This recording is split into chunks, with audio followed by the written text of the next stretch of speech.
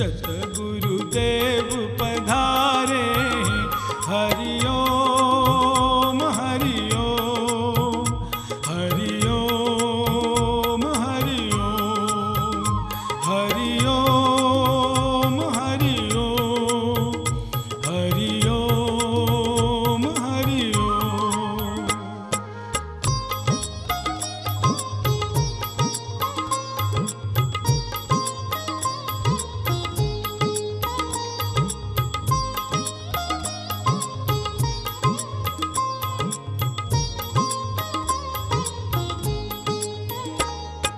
सतगुरु स्वामी बनकर धोबिया धोबी घाट लगाएंगे। सतगुरु स्वामी बनकर धोबिया धोबी घाट लगाएंगे। जन्म जन्म की मैली चदरिया जन्म जन्म की मैली चदरिया ज्ञान साबुन से धुलाएंगे। हरि ओम हरि ओम हरि ओम हरि ओम हरि ओम हरि ओम हरि ओम हरि ओम। है। आओ आंखें बंद करो और दूसरे द्वार से परमात्मा का अनुभव करेंगे। श्री राम जय जय राम।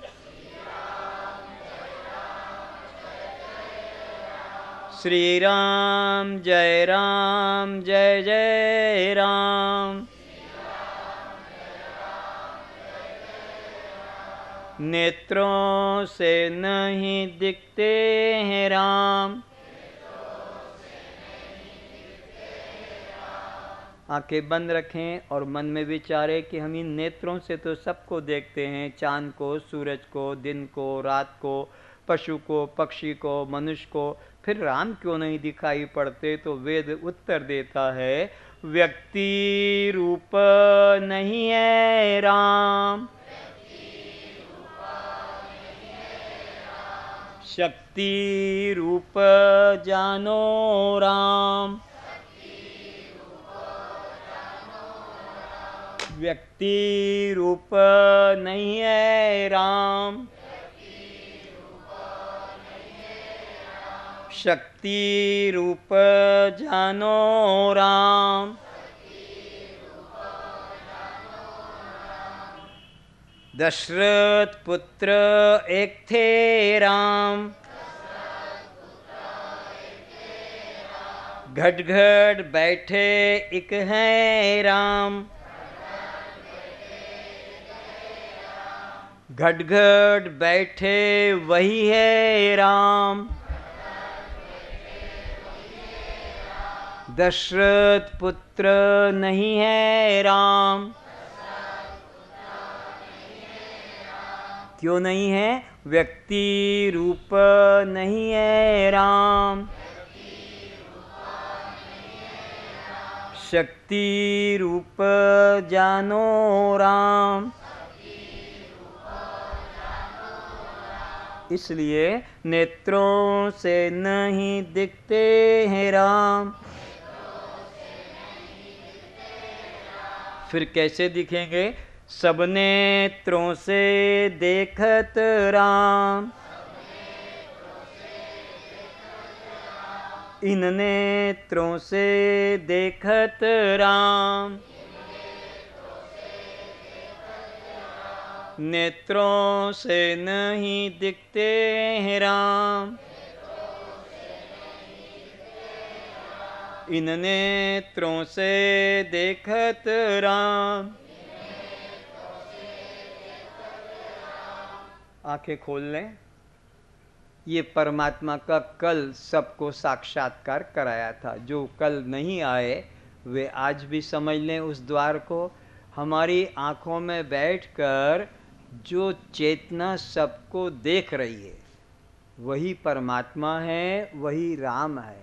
आँखों में बैठकर, कानों में बैठकर, जिह्वा में बैठकर, नासिका में बैठकर सब इंद्रियों को जो शक्ति दे रहा है वह शक्ति रूप परमात्मा है, वो व्यक्ति रूप परमात्मा नहीं है। तो आँखों के पीछे बैठकर कौन सबको देखता है? वो आकाश वाला कि अयोध्या वृंदावन वाला कि मैं ही तो देखता हूँ। और हम कहते भी मैंने देखा, मैं देख रहा हूँ, मैंने देखा। तो ये जो मैं शब्द का प्रयोग किया है वो चेतन के प्रति किया है। और आप लोग जन्म से इस जड़ के प्रति मैं का प्रयोग करते आ रहे हैं। ये तुम्हारा हमारा शरीर जड़ है और ये मैं नहीं है, ये मेरा है।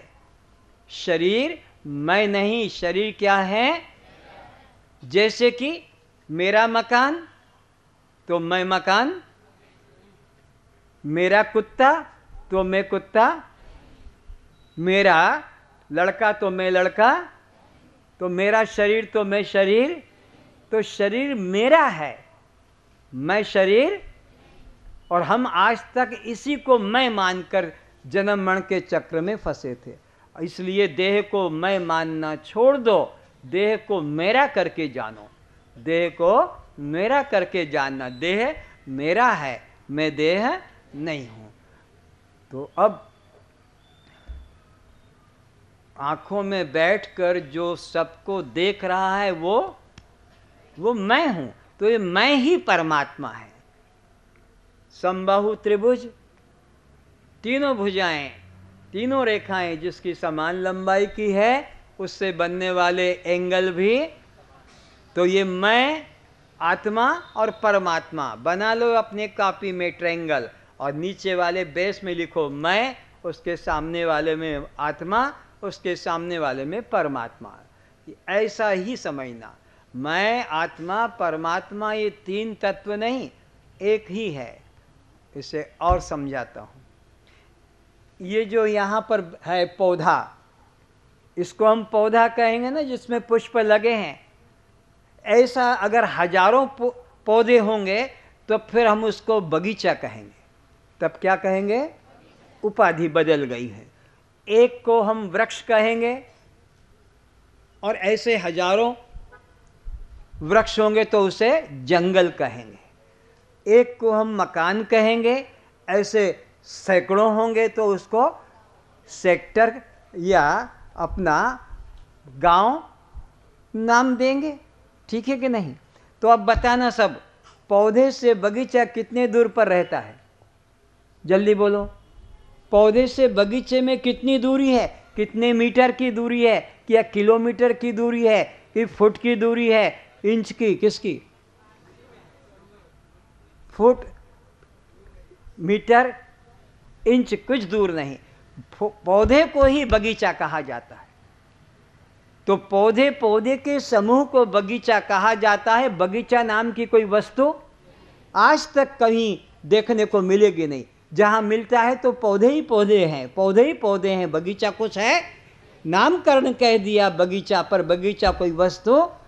ऐसे ही एक को वृक्ष कहते हैं और समूह को जंगल कह देते हैं। पर जंगल आज तक किसी ने आंखों से देखा है? आज तक जंगल में तुमने भ्रमण किया होगा, भ्रमण किया होगा, पर किसके बीच में? वृक्षों के बीच में। वृक्षों के बीच में ही तुम रहे। जंगल नाम की तो वस्तु ढूंढने से, खोजने को नहीं। ऐसे ही तुमने गांवों के बीच में तुम रहे हो, घरों के बीच में तुम रहे हो, घरों के बीच में, लेकिन तुमने उसको कह दिया उस गांव में रहते हैं। पर गांव वस्तु कभी ढूंढने को मिली है? तुमने कभी अपना गांव में देखा है? जिस गांव का नाम पुकारते हो कि यह संबलपुर है, ये बलांगीर है, ये देवगढ़ है, ये भुवनेश्वर है, तुमने देखा कभी? तो मकान, मकान के समूह को ही गांव कह देते हैं, सेक्टर कह देते हैं। पर सेक्टर नाम का, गांव नाम का कोई वस्तु। ये तीन बातें समझ में आ गए? पौधे और बगीचे में नाम का अंतर है कि वस्तु का अंतर है? पौधे और बगीचे में नाम का ही अंतर है, वस्तु तो सब में एक पौधा है। और वृक्ष और जंगल में नाम का अंतर है कि वस्तु में अंतर है? वस्तु तो पौधा ही, वृक्ष ही है।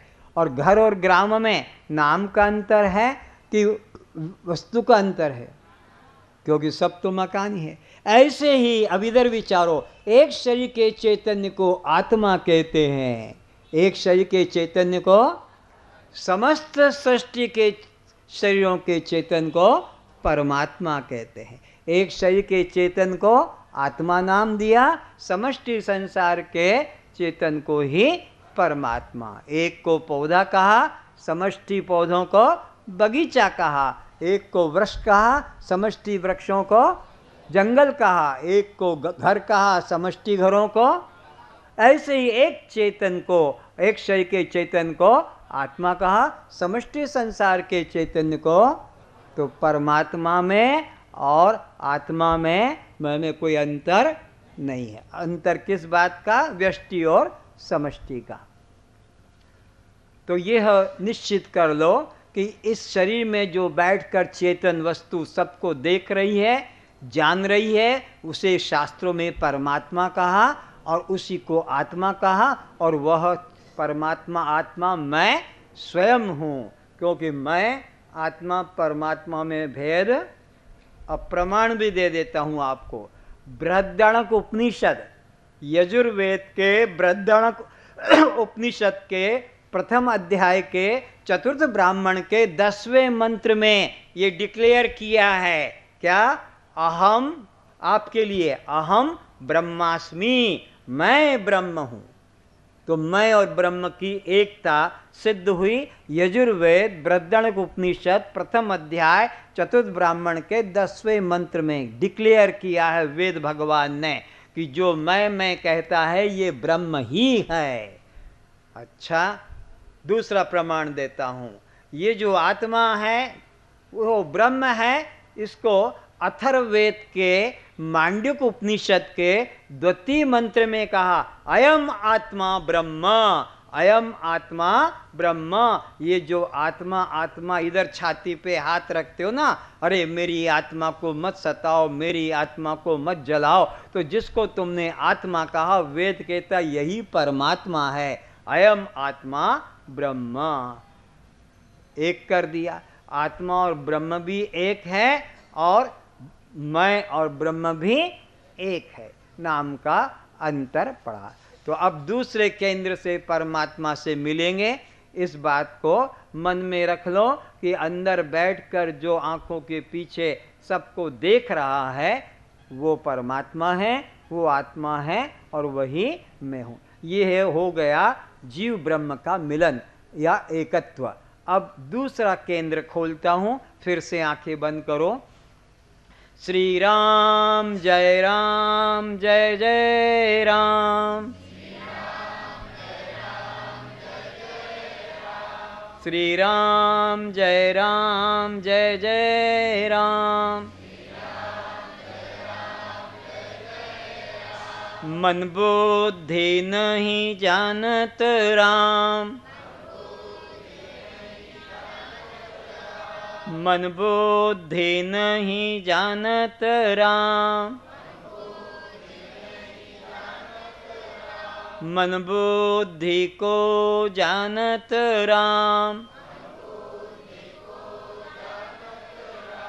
यही है परमात्मा का साक्षात्कार। अपनी बुद्धि को भी जोड़ दो। मन बुद्धि नहीं जानत राम, मन बुद्धि परमात्मा को कभी नहीं जान सकेंगे, लेकिन मन बुद्धि को जानत राम, वही मैं जानन वाला राम, वही मैं देखन वाला राम। जो दिखता है नहीं है राम,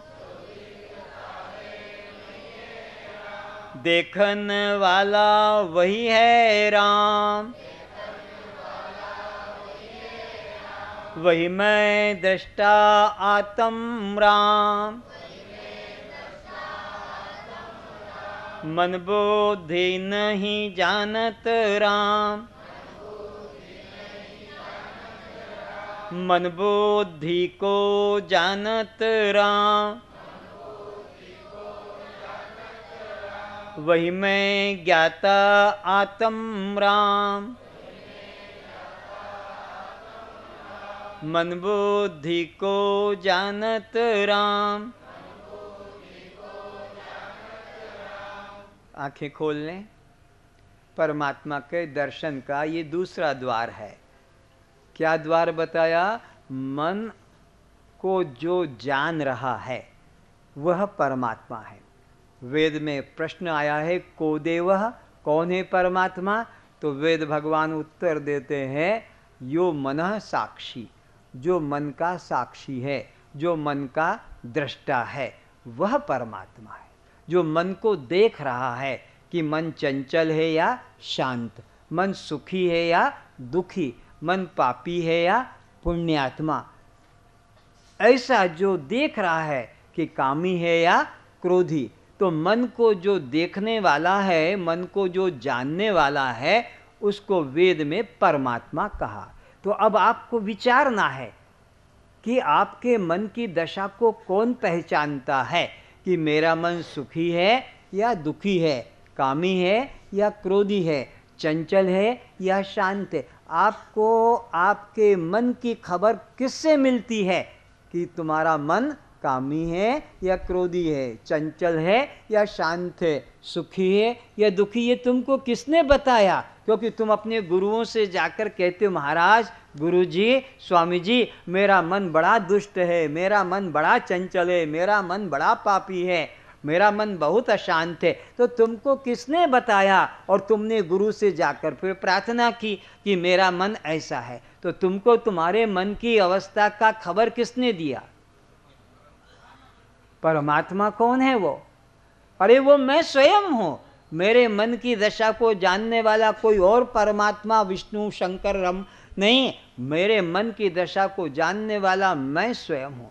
क्योंकि हमने कहा ना मेरा मन, तो जिसको तुमने कह दिया मेरा मन, तो तुमने जैसे कहा मेरा कुत्ता, मेरा मकान, तो तुम मैं से, मेरा से अलग हो ना।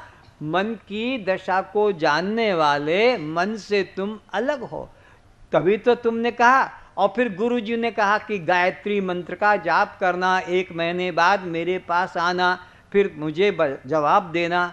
और 1 महीना तुमने जाप करके फिर कहा महाराज आपके दिए हुए उपदेश से मेरा मन अब शांत हो गया, मेरा मन अब बहुत प्रसन्न है, मेरा मन अब।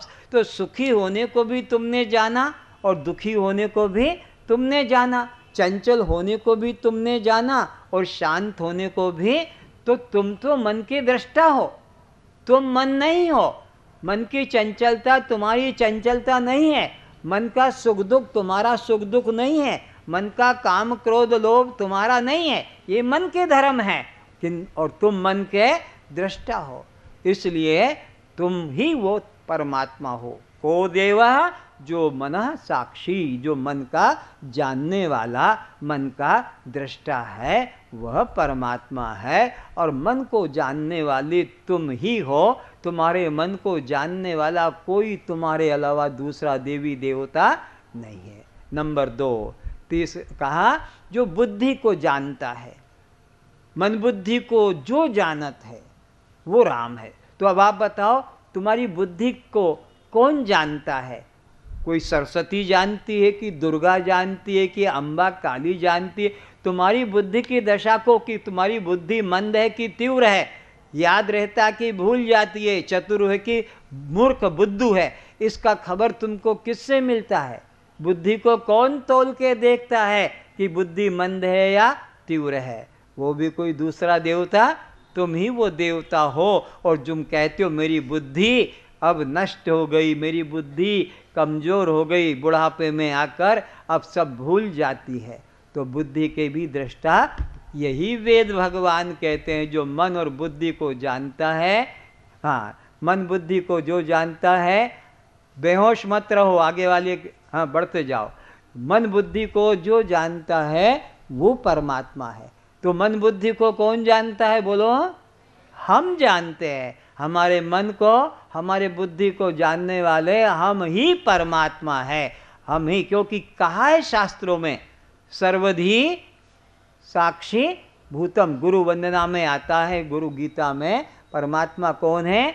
एकम नित्यम विमलम अचलम, और सर्वधी धी नाम बुद्धि का है।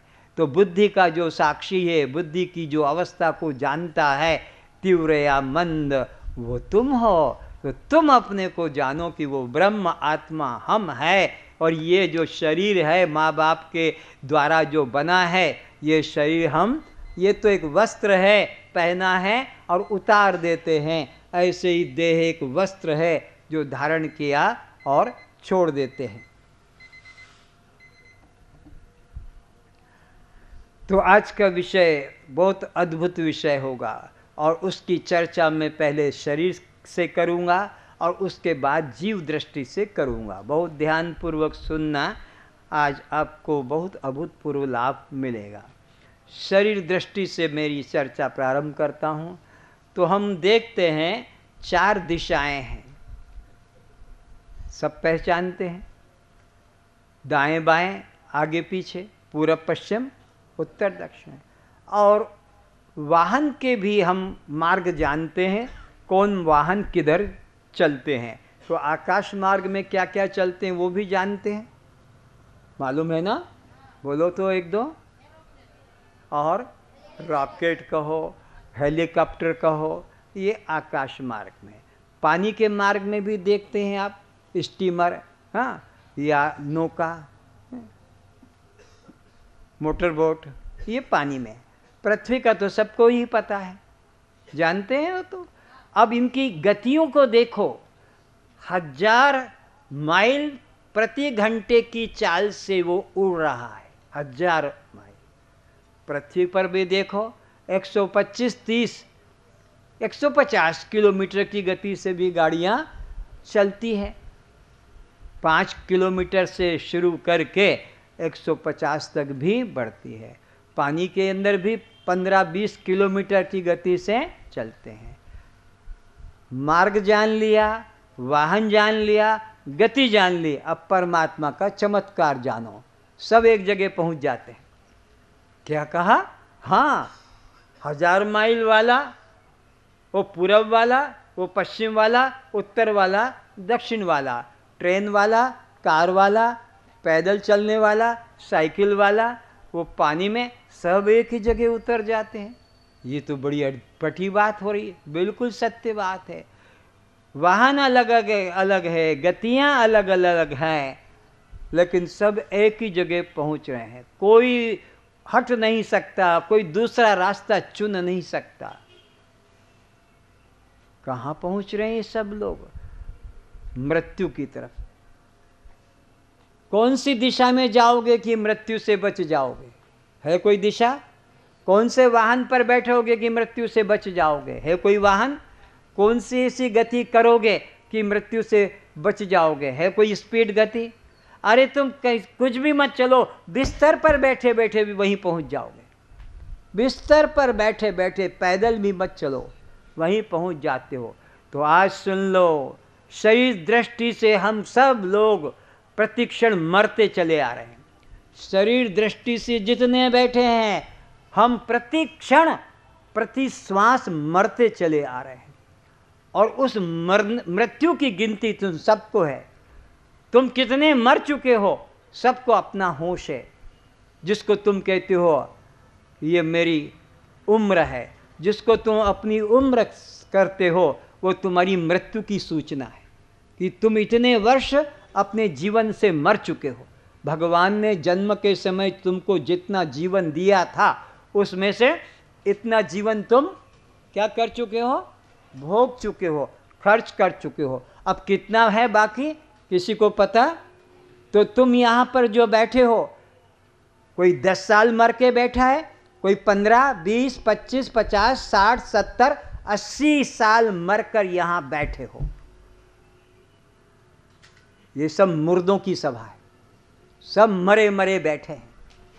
जीवन कितना है वो तो किसी को पता, पर मरे हुए का सबको खबर है। तो शरीर दृष्टि से हम सब प्रतिक्षण मौत की तरफ जा रहे हैं। और कोई इससे रुक नहीं सकता, बच नहीं सकता। आपका जीवन कैसे जा रहा है देखो, इधर इसमें पानी भरा हुआ है और ये नीचे वाली मटकी है, उसमें ये पानी धार के रूप में गिर रहा है। ऐसे तुम्हारा जीवन जा रहा है। और देखो ये तुम्हारा जीवन कैसे जा रहा है।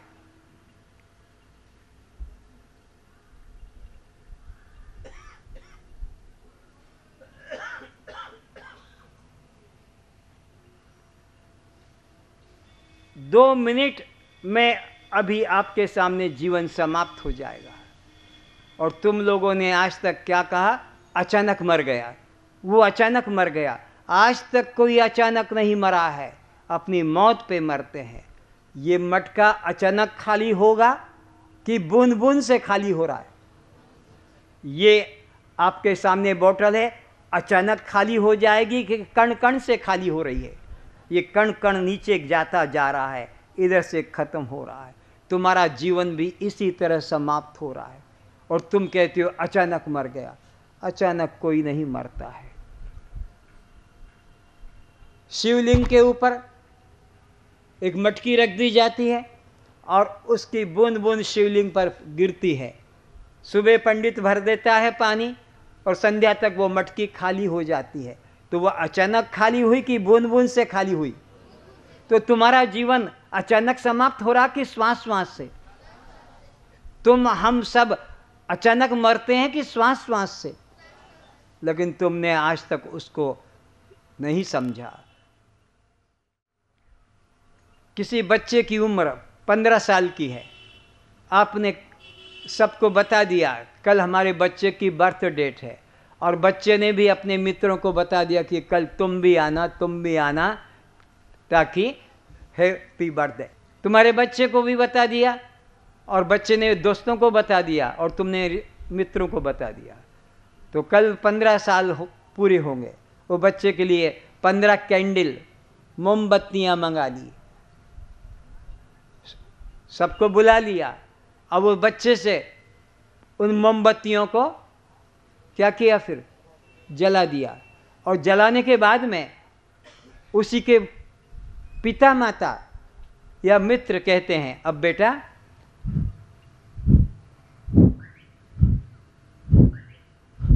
ये पागलपन क्या है? पागलपन नहीं, अगर बुझाना था तो जलाया क्यों? क्या दिमाग खराब है तेरा? और जला दिया तो बुझा क्यों रहा है? जलने देना। ये समझाना है। ये शिक्षा का दिन है कि तेरे जीवन के इतने वर्ष बुझ गए। 15 साल का तू बड़ा नहीं रहा, बल्कि 15 साल का छोटा हो गया।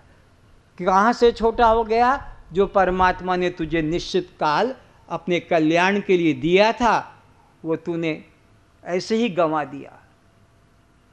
इसलिए इस जीवन को नष्ट मत होने दो।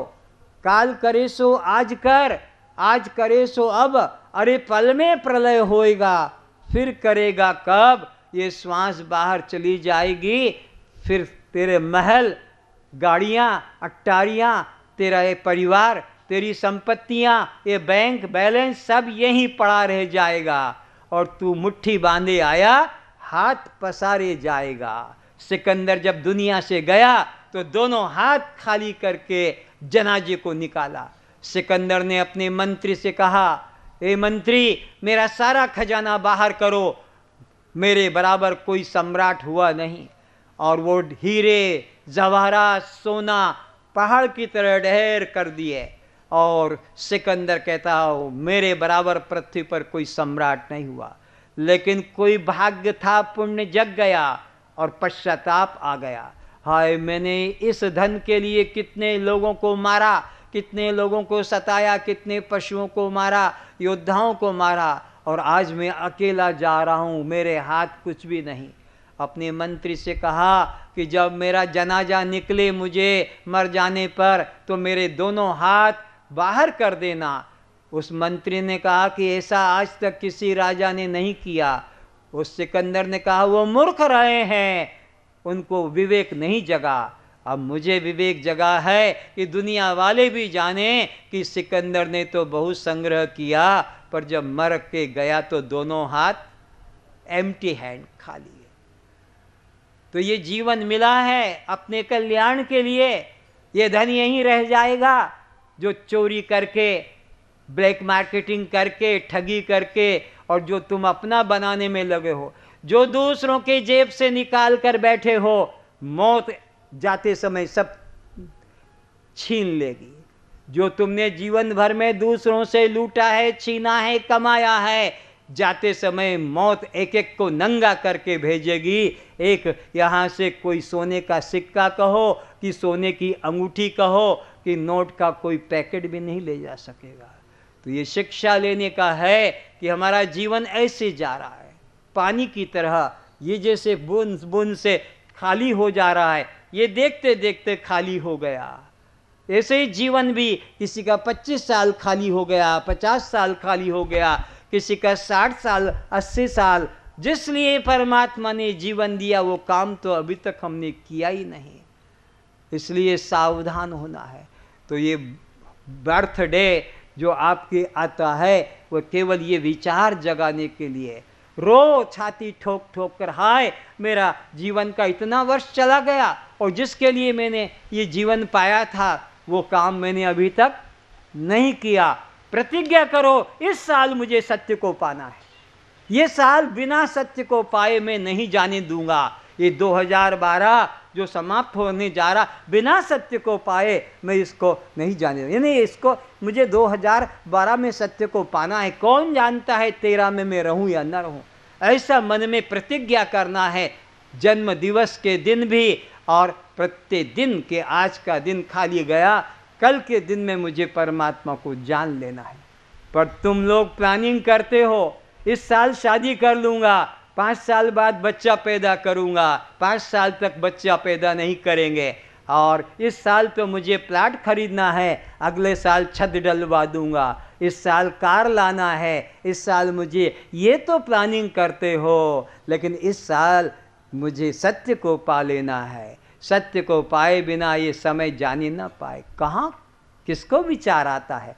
तो ये जन्म दिवस का जो उत्सव मनाया जाता है, ये विवेक जगाने के लिए कि तुम्हारे जीवन के इतने वर्ष चले गए, अब जो बचा है अपना कल्याण कर लो।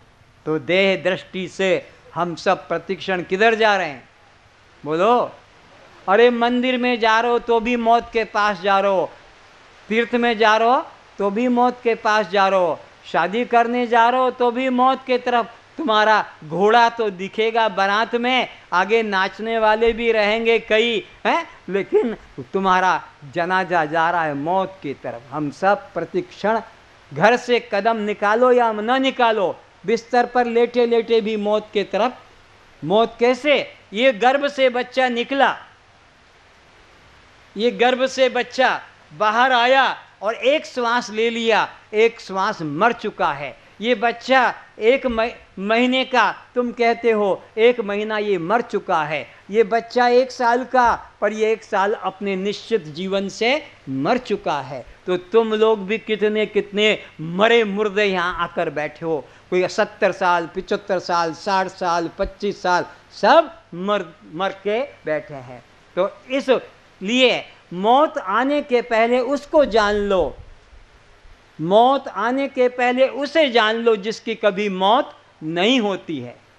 कस्त्वम, ये वो तत्व है जिसकी कभी मौत, तो मौत आने से पहले उसे जान लो जिसकी कभी मौत होती है। और मौत आने के पहले उसे नहीं जाना जिसकी कभी मौत नहीं होती है, तो फिर तुम्हें बार बार मरना पड़ेगा, बार बार मरना पड़ेगा। मौत ढूंढ ढूंढ कर तुम्हें मारेगी। कहीं भी चले जाओ, किसी योनि में चले जाओ, ढूंढ ढूंढ के मारेगी। इसलिए मनुष्य का कर्तव्य है कि मौत आने के पहले हम उसे जान लें जिससे कभी मौत आती नहीं, तो फिर तुम्हें भी मौत छू नहीं सकेगी। तो ये मनुष्य जीवन मिला है आत्म उद्धार के लिए, आत्म कल्याण के लिए। पेट तो पशु भी भर लेते हैं, बच्चे तो पशु भी पैदा कर लेते हैं, रहने के स्थान तो पशु पक्षी भी घोंसला गुफा बना लेते हैं, और भयभीत तो पशु भी रहते हैं, और भयभीत तुम भी रहते हो। इसलिए इस मनुष्य जीवन की महिमा अगर है, उपनिषद कहता है उत्तिष्ठतः जागृत प्राप्त वरान निबोधतः क्षुरस्य धारा निष्ठा दुरत्या दुर्गम पथ तत्कवियो वदंती।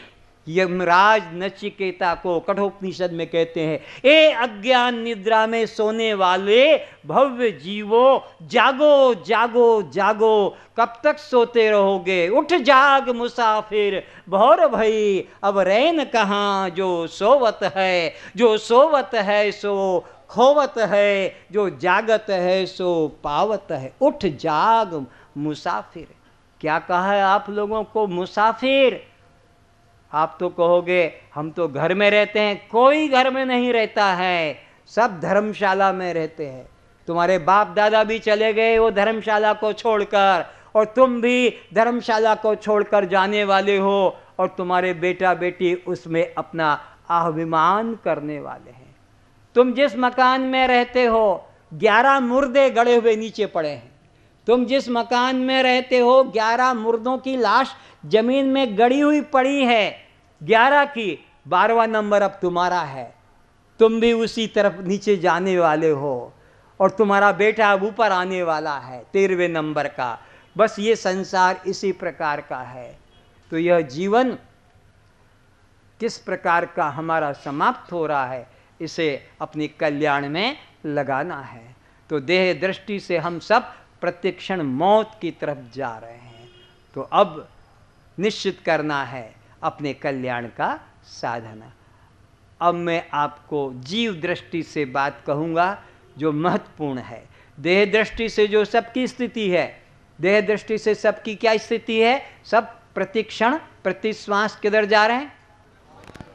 घर से यहाँ तक आए हो तो अब भी मरते मरते आए हो, और यहाँ बैठे भी हो तो मरते मरते बैठे हो, और घर भी जाओगे तो मरते मरते जाओगे, और रात को सोओगे तो मरते मरते सोओगे, और कल उठोगे सुबह तो भी बोलो, और दिन भर काम करोगे तो भी मरते मरते। दूसरा, कोई शरीर दृष्टि से सब मर रहे। अब जीव दृष्टि से सुनो, तो संसार का प्रत्येक प्राणी जीव दृष्टि से भी एक ही मार्ग की ओर चल रहा है।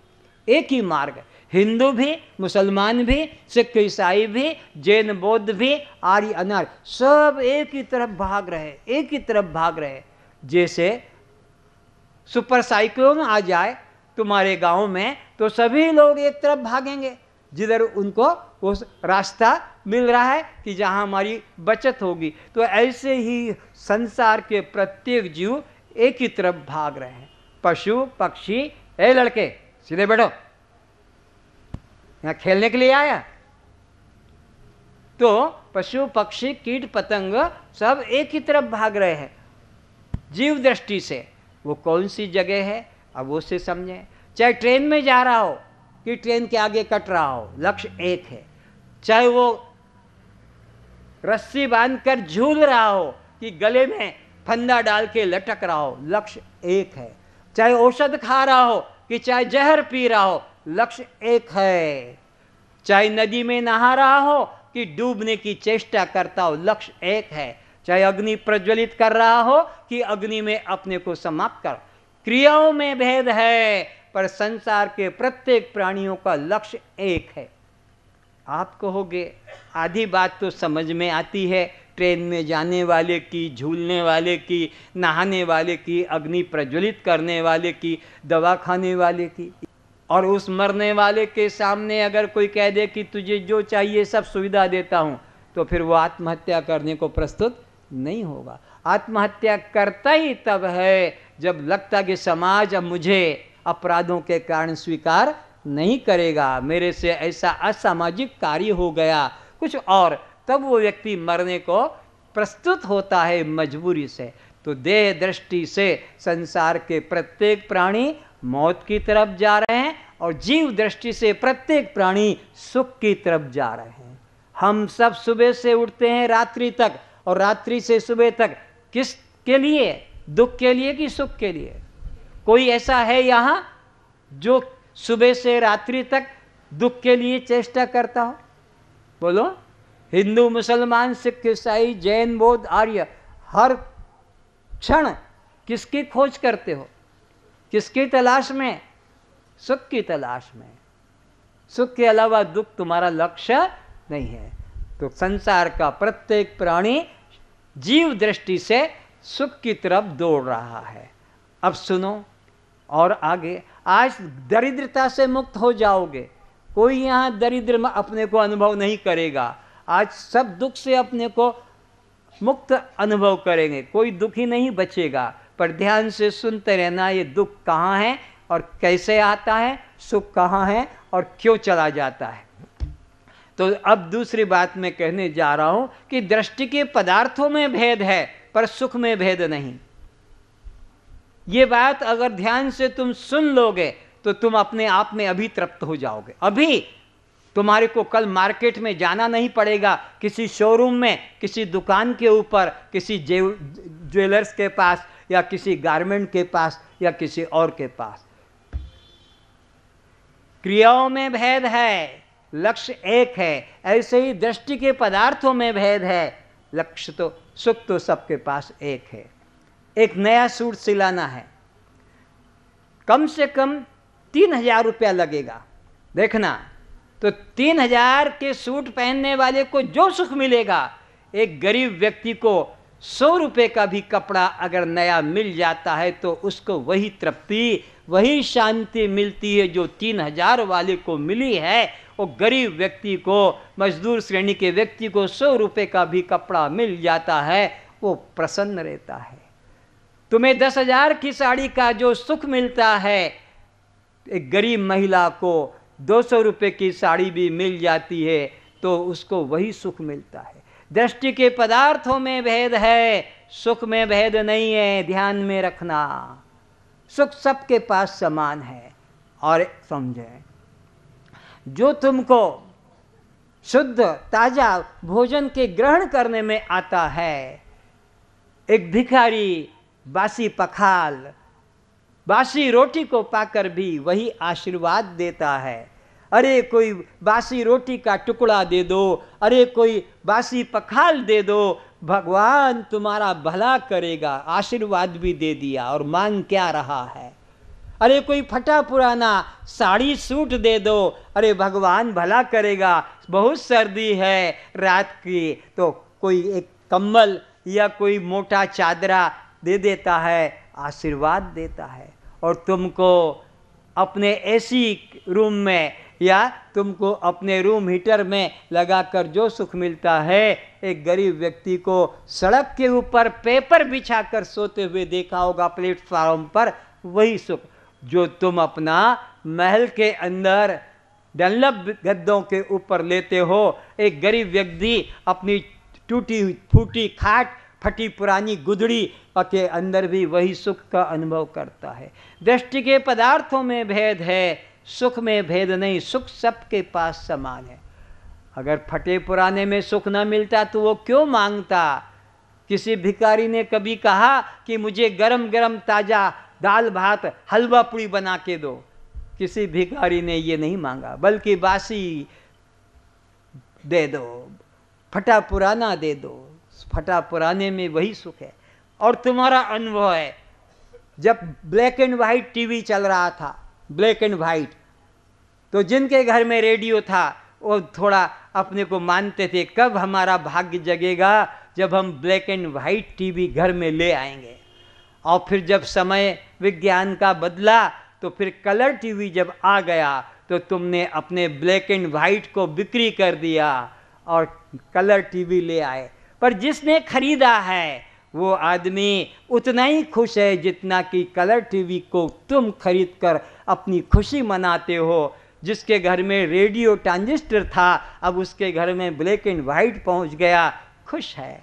और जब वह और विज्ञान बढ़ा और वो जो दीवालों पर कैलेंडर की तरह टांगने वाला टीवी निकल गया तो तुमने ब्लैक एंड वाइट अपना कलर टीवी भी बिक्री करके और उसे खरीद लिया, और उस ब्लैक एंड वाइट वाले ने उसको बिक्री करके कलर। तो तुम जिसको पुराना समझकर बिक्री कर देते हो, एक अपनी कम हैसियत वाला उसको ही खरीद कर अपने को सुखी अनुभव करता है। तो दृष्टि के पदार्थों में भेद है, पर सुख में भेद।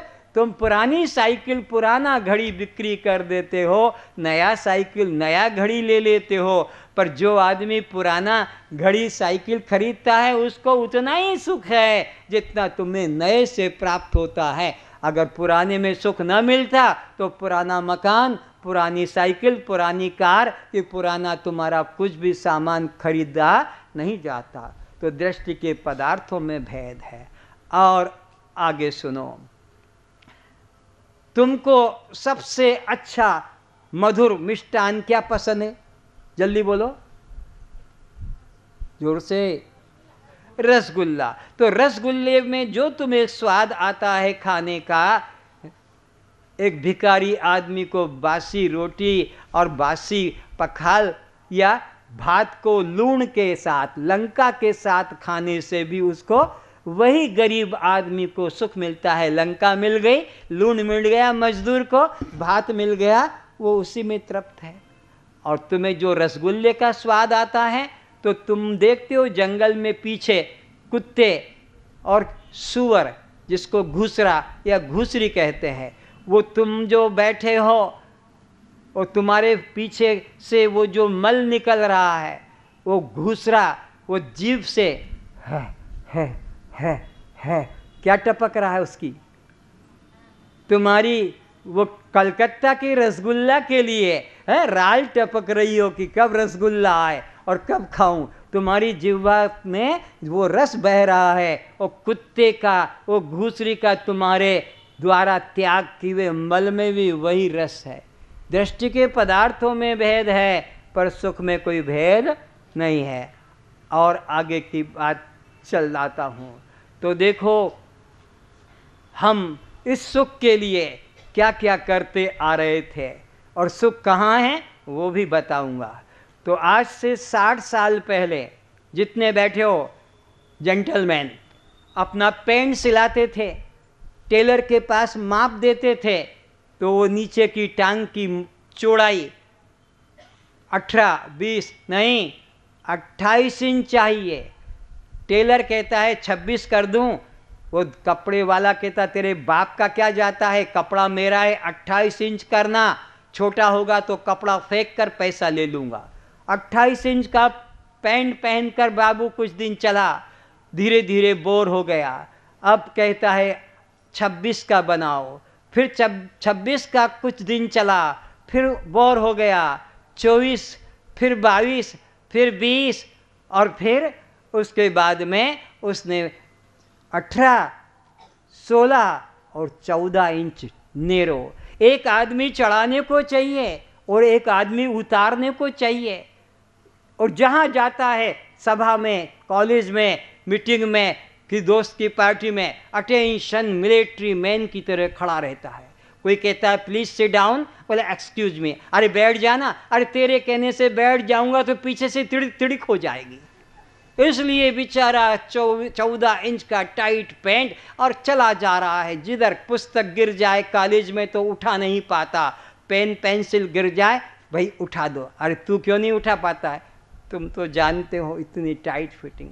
कभी कभी जल्दी में ऑटो रिक्शा में चढ़ गया, जल्दी जल्दी में बैठ गया और पीछे से तिड़क तिड़क हो गई, तो इन शर्ट को फिर आउट शर्ट करना पड़ता है ताकि इज्जत बच जाए। सुख की तलाश, फिर देखा कि सुख नहीं मिला, तो फिर 16 इंच, फिर 18 इंच, 20 इंच बेल बॉटम। माताओं को झाड़ू पोछा लगाने की जरूरत नहीं, वो बाबू जिधर चलेगा वो झाड़ू पोछा लगता जाएगा। और सड़क के ऊपर भी हगा और किसी की सिंघानी आए, वो भी पैंट के साथ में खींच के घर में आ जाएगी, उसके तूतड़े तूतड़े रेशे रेशे निकले होंगे। अब रात को जाके घर में देख लेना अपने बाप का कि बेटे का कि पति का पैंट की क्या दशा है।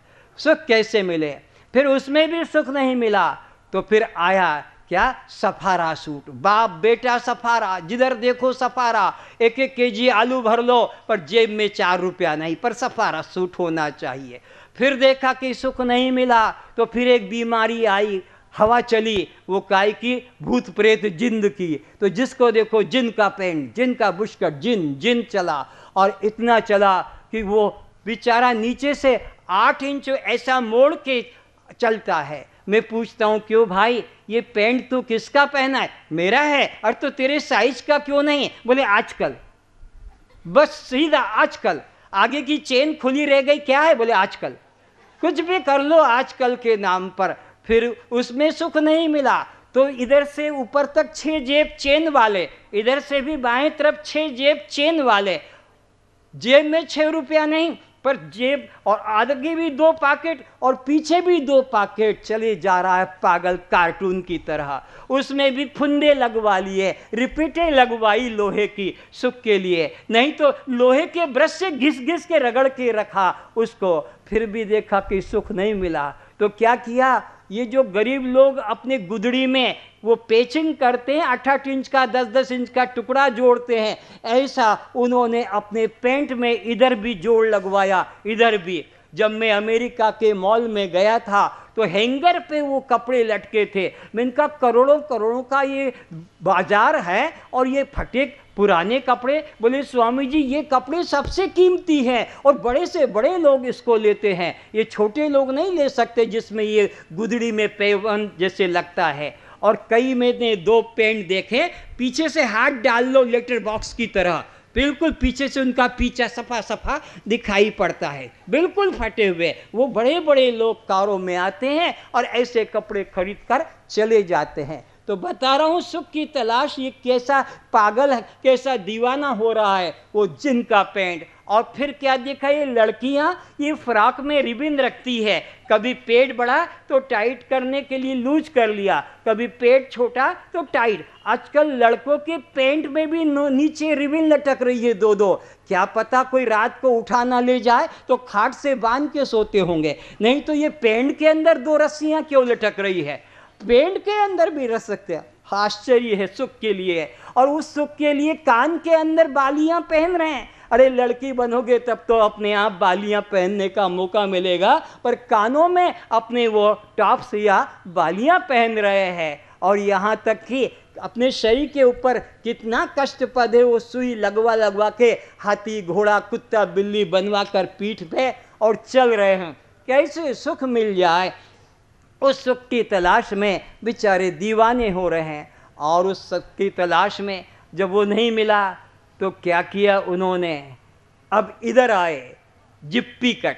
जिप्पी कट निरंजन के भी है पर यहाँ बैठने के लिए नहीं, तो बाद में तो मैं हर क्लास के बाद में कैंची चलवा देता हूँ। तो जिप्पी कट, उसके लिए कंगा, जहाँ मौका मिला पीछे पॉकेट में कंगा। फिर देखा कि सुख नहीं मिला तो इधर बढ़ा, क्या बोलते इसको, अनारकली, जो भी कली कहो। तो ये अब इसको इधर बढ़ाया, 1 इंच, सुख नहीं मिला और बढ़ाया, सुख नहीं मिला और बढ़ाया, और सुख नहीं मिला, पूरा भर दिया। बाबू बैठा है देख ले, मॉडल भी यही तैयार है। अब वो सुख के लिए पूरा भर लिया, फिर सुख नहीं मिला तो क्या किया, इधर बढ़ाया और बढ़ाया और बढ़ाया, नहीं मिला ऊपर चढ़ाया, फिर सुख नहीं मिला तो नीचे किया, फिर सुख नहीं मिला, निरंजन ने सब सफा कर दिया। झंझटी खत्म, चढ़ाओ उतारो संभालो। लक्ष्य वही है, कैसे सुख मिले। आज जानोगे कि सुख कहाँ होता है और ये सुख क्यों नहीं सदा रहता है। तो संसार का प्रत्येक प्राणी प्रत्येक क्रिया के द्वारा क्या ढूंढ रहा है, सुख चाहता है। सुख कब मिले, कहाँ मिले और कैसे मिले। तो देखो पुरुष होकर भी हाथ में चूड़ियाँ पहन रहा है। कई बैठे हैं यहाँ पर, ये अगले जन्म की तैयारी कर रहे हैं कि अगले जन्म हमको स्त्री मिले ताकि दोनों हाथों में चूड़ी पहने। अभी तो एक हाथ में कड़ा पहन के बैठे हैं। तो इस प्रकार ये बेचारे सुख को तलाश करते हैं। अब इधर की बात खत्म हो गई, अब इधर की शुरू करते हैं। आज से 60 साल पहले इन माताओं को ब्लाउज सिलाना पड़ता था तो 1.5 गज कपड़ा लगता था। 1.5 गज कपड़े में यहाँ तक की बाँह होती थी, गला बंद होता था और नीचे साया में दबा रहना चाहिए। अगर ये छोटा हो बाँह तो वे माताएं फेंक देती थी, अगर नीचे छोटा हो पेट दिखे तो फेंक देगी, बेइज्जती का कपड़ा नहीं पहनेंगे। फिर वे माताएं खुद कहती है थोड़ा इतना कम कर दो, क्योंकि पानी में काम करते हैं, भीग जाता है कपड़ा, व्यर्थ जाता है। फिर कुछ दिनों के बाद में वो भी उनको बोर लगा, बोले अब इतनी इतनी स्ल्यूज कर दो, हाँ अब इसका ज़रूरत नहीं। फिर उसके बाद में वे माता कहती है अब वी शेप कर दो, यू शेप कर दो, क्योंकि गर्मी लगती है, रसोई घर में काम करते हैं, सफोकेशन होता है। फिर कुछ दिन वैसे भी चले, फिर सुख नहीं मिला। उन माताओं ने कहा अब इतना ऊपर करोगी नाभि भी दिखना चाहिए, नहीं तो सौंदर्य का मजा क्या है। ब्लाउज अब इतना ऊंचा होना चाहिए कि नाभि भी दिखना चाहिए। और पहले क्या था, नाभि दिखना नहीं चाहिए, अंदर छुपा रहना चाहिए। परिवर्तन बता रहा हूँ जीव का। फिर देखा कि सुख नहीं मिला तो क्या किया, अब इधर आ जाओ, हाफ स्लीव्स कर दो, आधी बाह कर दिया, फिर भी सुख नहीं मिला। तो कहे टेलर मास्टर एक ऊपर बटन, एक नीचे, बीच में चंदा मामा, हालो एयर कंडीशन। फिर देखा उसमें भी कुछ दिन कि सुख नहीं मिला। अभी लड़कों का इतना साहस नहीं हुआ है जो अपनी आधी पीठ खुली करके चले। कोई लड़के को तुम नहीं देखोगे, कोई जवान को जिसकी आधी पीठ नेकेट में, लेकिन आजकल आपको क्या दिखेगा, 4 इंच की बस नीचे की पट्टी है, ऊपर का बटन गायब, अर्धचंद्र, अर्धचंद्र, बिल्कुल पीछे का खुला हिस्सा। पहले लगता था 1.5 गज कपड़ा, आजकल के लिए कितना कपड़ा लगता है?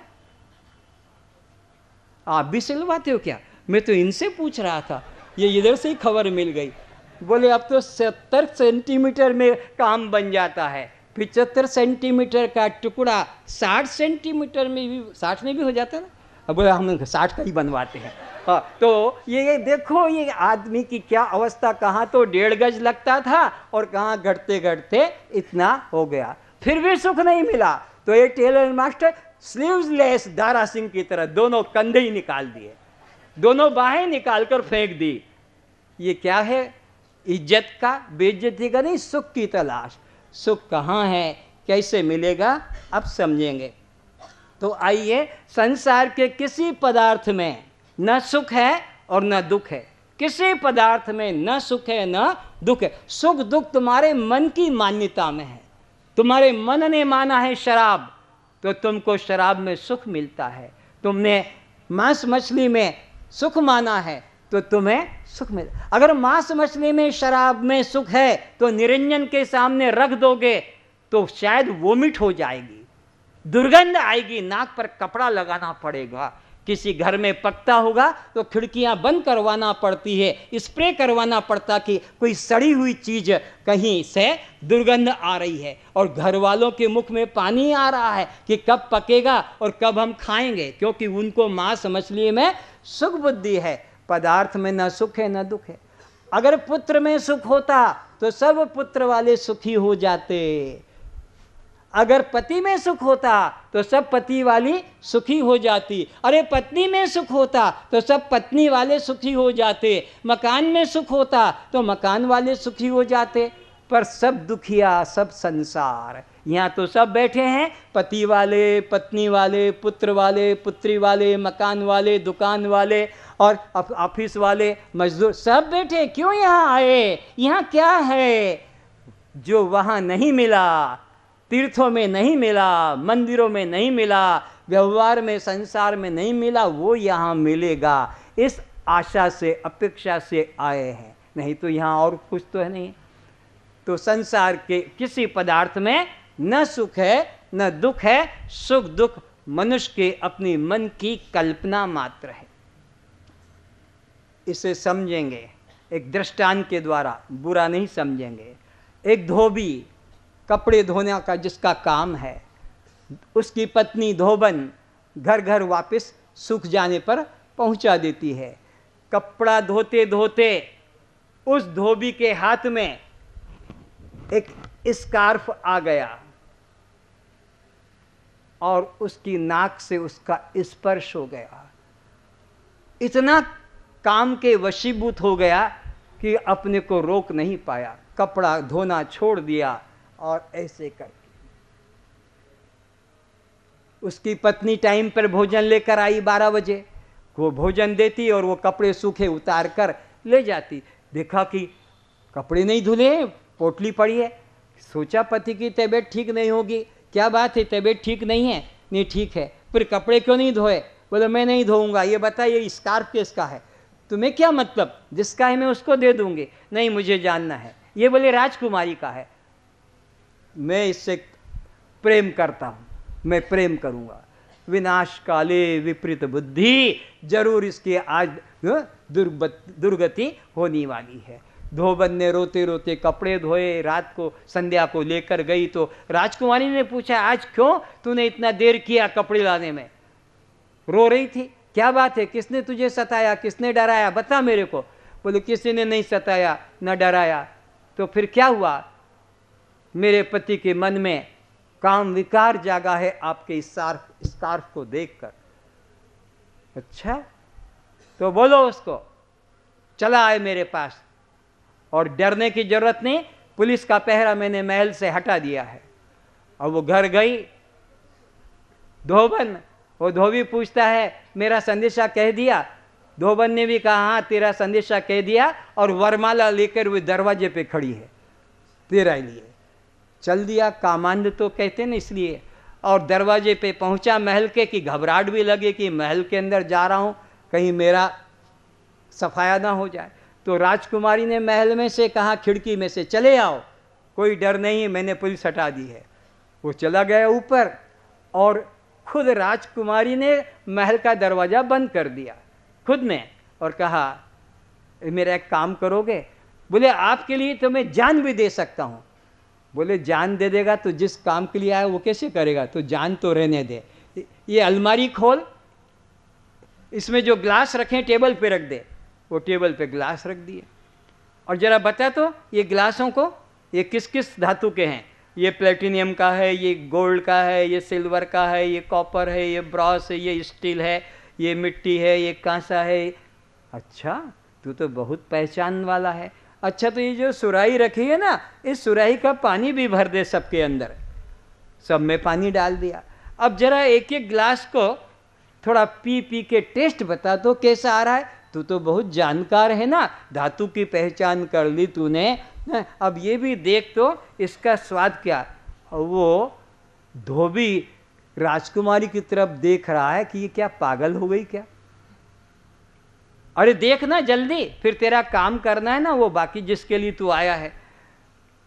अरे पानी तो एक मटकी का है, इस 10 तरह के ग्लास भर देने से क्या उसमें स्वाद में फर्क आएगा? अरे जरूर आएगा, प्लेटिनियम है, वो सोना है, वो चांदी है। अरे जल तो एक है ना, बर्तन अलग अलग होने से क्या हो गया? और उसको विवेक जग गया। अरे आज मैं यहाँ क्यों आया हूँ? पत्नी तो मेरी घर में थी, ये बाहर का ही चमड़ा, ये सोना चांदी के ग्लास का फर्क देखकर जल तो सब में एक ही होगा। तो ऐसे ही सुख तो सबका एक ही है। बुरा मत मानना। अगर घोर अंधकार हो और तुम्हारा संबंध अगर पत्नी की जगह लड़की से हो जाए, कि बहन से भाभी से हो जाए, कि माँ से हुई हो, कोई फर्क नहीं पड़ेगा। वो तो प्रकाश होने से ज्ञान की, ये तो माँ है, ये बहन है, ये मेरी लड़की है, ये मेरी भाभी है। तो ये ग्लास का फर्क है अलग अलग धातु का, किंतु जल तो सब में। ऐसे ही सुख तो सब में। ये चमड़े का फर्क है और लोग चमड़े के दीवाने हो जाते हैं। सुशील लड़की है, शांत लड़की है, अच्छे कुल की, लेकिन चमड़े के दीवाने। ऐसी लंबी होना चाहिए, ऐसी नाक होना चाहिए, इतना वजन होना चाहिए, फिर हम उससे शादी करेंगे। ये चमड़े के ग्राहक चमार हैं, इनको मनुष्य मत कहो, क्योंकि ये तो उसी की पहचान करते हैं। सुंदर हो, शिक्षित हो, उससे नहीं। फिर डाउरी कितना मिलना चाहिए उसकी इनको इच्छा है। तो याद रखो सबके शरीरों का अंतर है, सुख तो सब में एक है। अब इसको मैं समझाने जा रहा हूँ। सुख कहाँ से आता है और कब आता है और क्यों चला जाता है। कल्पना करो एक पानी का टब है, टब समझ गए, और दिन का समय है, उसमें 12 बजे तुम टब में देखो तो क्या दिखाई पड़ेगा? सूर्य का रिफ्लेक्शन, प्रतिबिंब। पानी के टब में सूर्य का रिफ्लेक्शन। अब उस पानी को थोड़ा हिला दो, बोलो उस रिफ्लेक्शन को पाओगे? अब वो प्रतिबिंब उसमें दिखेगा, आकाश वाला, वो कहीं चाहेगा? वो तो वहाँ का वही है, चाहे चंद्रमा हो रात्रि का कि दिन का सूर्य हो। पानी के बर्तन को जब स्थिर देखते हो तब उसमें प्रतिबिंब पड़ता है, और पानी का बर्तन हिल जाता है तो वो प्रतिबिंब बोलो नहीं पड़ता है। ऐसे ही कहाँ से सुख आता है सुनना, ऐसे ही जब जब जिस वस्तु के लिए तुम्हारा मन चंचल होता है और वो वस्तु जब मिल जाती है तो अब उसको पाकर मन तुम्हारा शांत हो जाता है। तो शांत मन में जो सुखानुभूति होती है वह पदार्थ की नहीं है, वह स्वरूप की है। ऐसे नहीं समझोगे। कुत्ते को सूखी हड्डी मिल जाती है, उसे चबाता है और इतना आनंदित हो जाता है कि चबा कर उसका अंदर का वो जो है चमड़ा वो फट जाता है, घायल हो जाता है। दुख तो बाद में पाता, लेकिन बहुत सुख वास्तव में वो हड्डी में से निकल रहा है। सूखी हड्डी के टुकड़े में हाड़ में रस है, तो रस कहाँ से आ रहा? उसका अपना ही चमड़ा का वो फट गया तो रक्त पीता है। तो कुत्ते का हड्डी में रस का निश्चय ये ज्ञान है कि अज्ञान है? बोलो क्यों अज्ञान है? कि हड्डी में तो उसी का रस, लेकिन वो पशु है ना, इसलिए उसको तो वो रस लगता है। तो पशु का, कुत्ते का हड्डी में रस मानना, रक्त मानना, ये ज्ञान है कि अज्ञान है? अज्ञान है। और तुम्हारा पत्नी में और पति में जो रस मानना, ये ज्ञान है कि अज्ञान है? बोलो ना। अब क्यों बंद हो गए? किसी ने टोटी चीप दी क्या? अरे उत्तर तो निकालो। बोलो महाअज्ञान है। वो तो बेचारा पशु है इसलिए अज्ञान, तुमको तो बुद्धि भी दी है और फिर भी उसी में आसक्त होकर मर रहे हैं। कई ऐसे दीवाने हैं, उसका चुम्बन लेके छोड़ूंगा चाहे जेल में जाना पड़े, चाहे जेल में जाना पड़े। और तू अपने ही चाट के देख लेना चमड़ा, वही तो खारा खारा लगेगा, लूणिया। चाहे तू राजकुमारी का कि किसी मजदूरनी का चमड़े को चाट के देख ले, वो तो वही लूणिया लगेगा। लेकिन ऐसे हैं, कैसे भी करके छक के ऊपर जाकर मैं उसका चुम्बन लेके दिखाऊंगा, चाहे जूते खाकर घर आना पड़े। तो ये विचार लो कि पानी जब स्थिर होता है तब सूर्य का, चंद्रमा का प्रतिबिंब पड़ता है, और जब वो जल हिल जाता है तो प्रतिबिंब नहीं पड़ता। इसी तरह जिस पदार्थ में हमने सुख की कामना की है वो पदार्थ मिल जाने से मन शांत हो जाता है। तो शांत मन में आनंद का प्रतिबिंब पड़ता है, आनंद का। और वो आनंद वस्तु का नहीं है, आनंद वस्तु में नहीं है। अब कैसे मैं समझाता हूं। रसगुल्ला खा रहे हो या पति पत्नी के एकदम चिपक रहे हो, चुम्बन आलिंगन में, सेक्स में हो, और पता लग जाए कि लड़का मर गया, एक्सीडेंट हो गया, स्कूल बस के आते आते और कुचल के मर गया। अब विचारना, सेक्स में अगर आनंद है, चुम्बन में आनंद है, रसगुल्ला में आनंद है, अलंकारों में आनंद है, नए नए सूट साड़ी में आनंद है, तो अब ये जो घटना सुनी, अभी भी वही आनंद आना चाहिए कि नहीं? ये मुख में रसगुल्ला गोबरगुल्ला क्यों बन गया? ये रसगुल्ला अब ये गोबरगुल्ला थूकने को इच्छा हो जाएगी, अब खाने को इच्छा नहीं। पत्नी से कहे हटो उधर, पति कहेगा हटो उधर, बच्चे को भी कहेंगे हट उधर। बच्चे की माँ को पता लग जाए कि मेरा पति मर गया, अब बच्चे के आलिंगन में माँ को आनंद आएगा? वही बच्चा है, वही पत्नी, वही पति, सब कुछ। लेकिन मन क्या हो गया? अब ये समझना, मन क्या हो गया? उस घटना को सुन के चंचल हो गया। वो पानी के बर्तन को हिला दिया तो वो प्रतिबिंब पड़ेगा नहीं, पर वो तो वैसा का वैसा ही है। ऐसे ही आनंद वो जो आ रहा था, कब आ रहा था? मन स्थिर था। स्थिर जल पात्र में सूर्य चंद्रमा का या तुम्हारा रिफ्लेक्शन पड़ता है स्थिर में। पानी हिल गया तो वो प्रतिबिंब, पर बिंब वहां का वही है।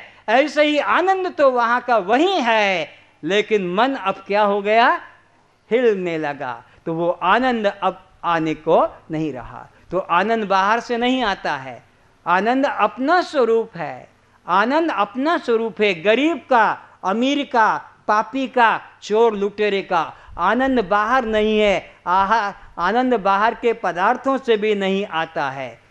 सुनो एक और प्रैक्टिकल, जब सोते हो तो थक कर सोते हो कि ताजा होकर? थक जाते हो, अब छोड़ो कल करेंगे, अब और नहीं कराया जाता, अब काम नहीं कल करेंगे, थक कर सोए हो। जब सुबह उठते हो तो थक कर उठते हो कि ताजा होकर? तो ये रात्रि को तुमने विटामिन टेबलेट खाया कि कैप्सूल खाए, क्या तुमने खाया वो उस वक्त पर गहरी नींद में? ये सुबह तुम ताजा होकर कैसे उठते हो?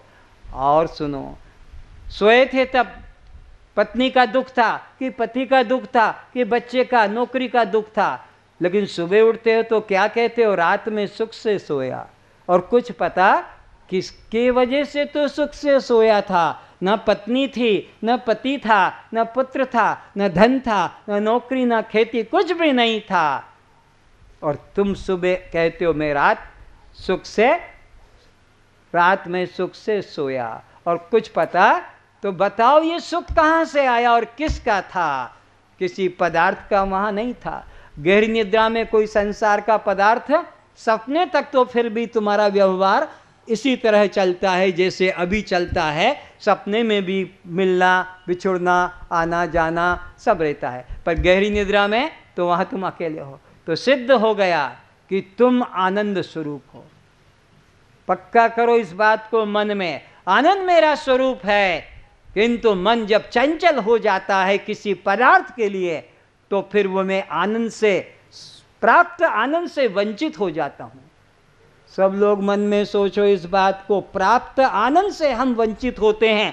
विषयों की कामना कर करके, पदार्थों की कामना कर करके अपने शांत मन को अशांत बनाते हैं। फिर द्वार द्वार, डोर टू डोर जा जाकर ये कहाँ मिलेगा, कब मिलेगा, जब मिलेगा, जहाँ मिलेगा, जैसे मिलेगा लेकर रहूँगा। और वो जब मिल गया तो अब वो शांत हो जाता है, तब वो शांत होता है। तो पदार्थ में अगर आनंद है तो घर में चोरी हो जाए, बेटा मरे, पति मरे, पत्नी मरे, नौकरी छूटे, वस्तु में, पदार्थ में आनंद होता तो आनंद एक जैसा आता रहना था। लेकिन एक जैसा आनंद क्यों नहीं आता? क्योंकि वो जो अप्रिय घटना हो गई जिससे हमारा शांत मन अशांत हो गया, तो वो अंदर से जो प्रतिबिंब पड़ रहा था, जल पात्र के शांत अवस्था में जो सूर्य चंद्रमा का प्रतिबिंब पड़ता था, जल पात्र हिल जाने से प्रतिबिंब नहीं पड़ा। तो ऐसे ही जो हमारा मन शांत था, अब वह हमारी अप्रिय घटना से मन अशांत हो गया, इसलिए आनंद नहीं आ रहा है। तो पदार्थ में आनंद नहीं है, पति में आनंद नहीं है, पत्नी में आनंद नहीं है, धन पुत्र में आनंद नहीं है। अच्छे से समझ कर जाना, धोखे में मत रह जाना। जो जो पदार्थ की हमने कामना की है, वो पदार्थ जब मिल जाता है तो मन शांत होता है। तो शांत मन में निजानंद का प्रतिबिंब पड़ता है, पति का नहीं, पत्नी का नहीं, मिठाई का नहीं, अलंकार का नहीं। अगर पति का आनंद है, पत्नी का आनंद है, तो बेटा मर जाए तो भी आनंद आता रहना चाहिए था। आता है? उपराम हो जाता मन, उससे घृणा हो जाती है, हट जाते हैं, अब पुत्र की चिंता में लग जाते हैं। तो पदार्थों में आनंद नहीं, आनंद तुम्हारा स्वरूप है। और ये कब आता है? जब जब तुम्हारा मन शांत होता है। तो गहरी निद्रा में क्या होता है? कोई संसार की कामना, कोई संसार की वासना, कोई चिंता नहीं। इसीलिए सुबह उठकर कहते हो रात में सुख से सोया और मुझे कुछ पता नहीं चला। इतना सुख तुमको दिन में नहीं आता जितना सुख की गहरी नींद में आता है। और गहरी निद्रा में क्यों आता है? बिना पदार्थ के, क्योंकि वहां पर तुम्हारा मन शांत होता है।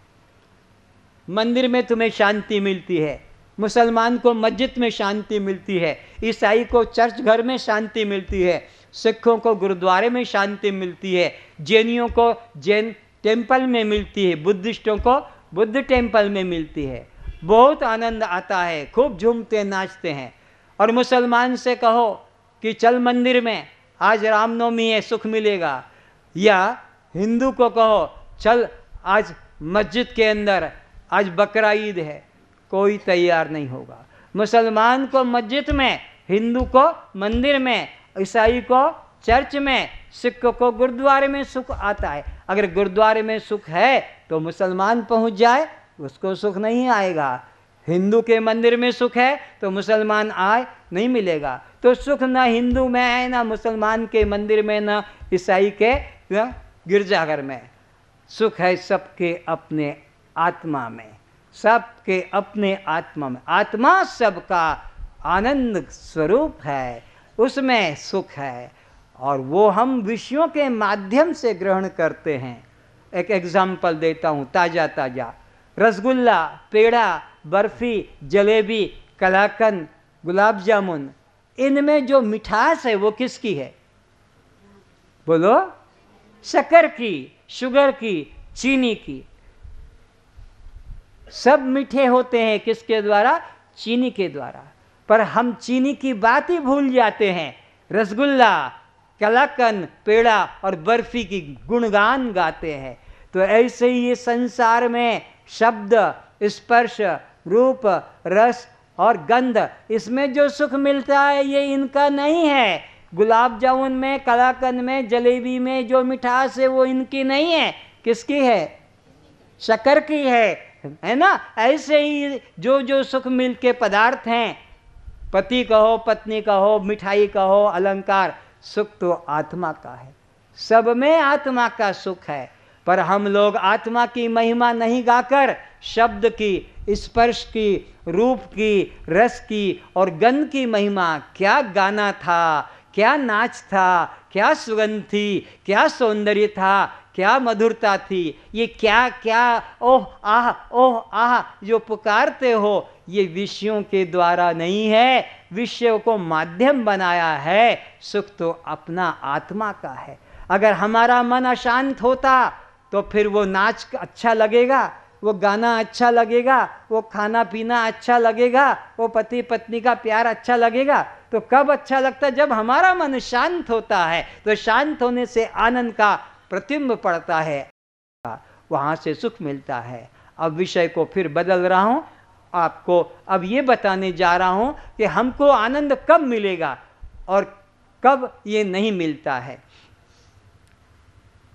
जो हम आनंद चाहते हैं उस पदार्थ में 5 योग्यता होनी चाहिए। नोट करो, हम जो आनंद चाहते हैं, जीवन से खोजते आ रहे हैं जन्मों से, उस पदार्थ में 5 योग्यता होनी चाहिए।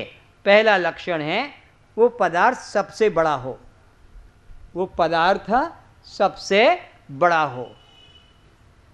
आनंद हमें चाहिए तो मकान हमारा कैसा चाहिए? सबसे बड़ा। कार चाहिए आनंद के लिए तो कार भी कैसी हो? सबसे बड़ी। घड़ी चाहिए, सबसे ऊंचा ऊंचा सामान होगा तो मेरे को गर्व रहेगा कि मेरे बराबर किसी के पास नहीं। तो आनंद पाने के लिए पदार्थ की पहली योग्यता क्या होनी चाहिए? बोलो। सबसे बड़ा। नंबर 2, अविनाशी, यानी जिसका नाश न हो, जो नष्ट न हो, अविनाशी। आनंद के लिए उस पदार्थ में दूसरी योग्यता क्या होना चाहिए?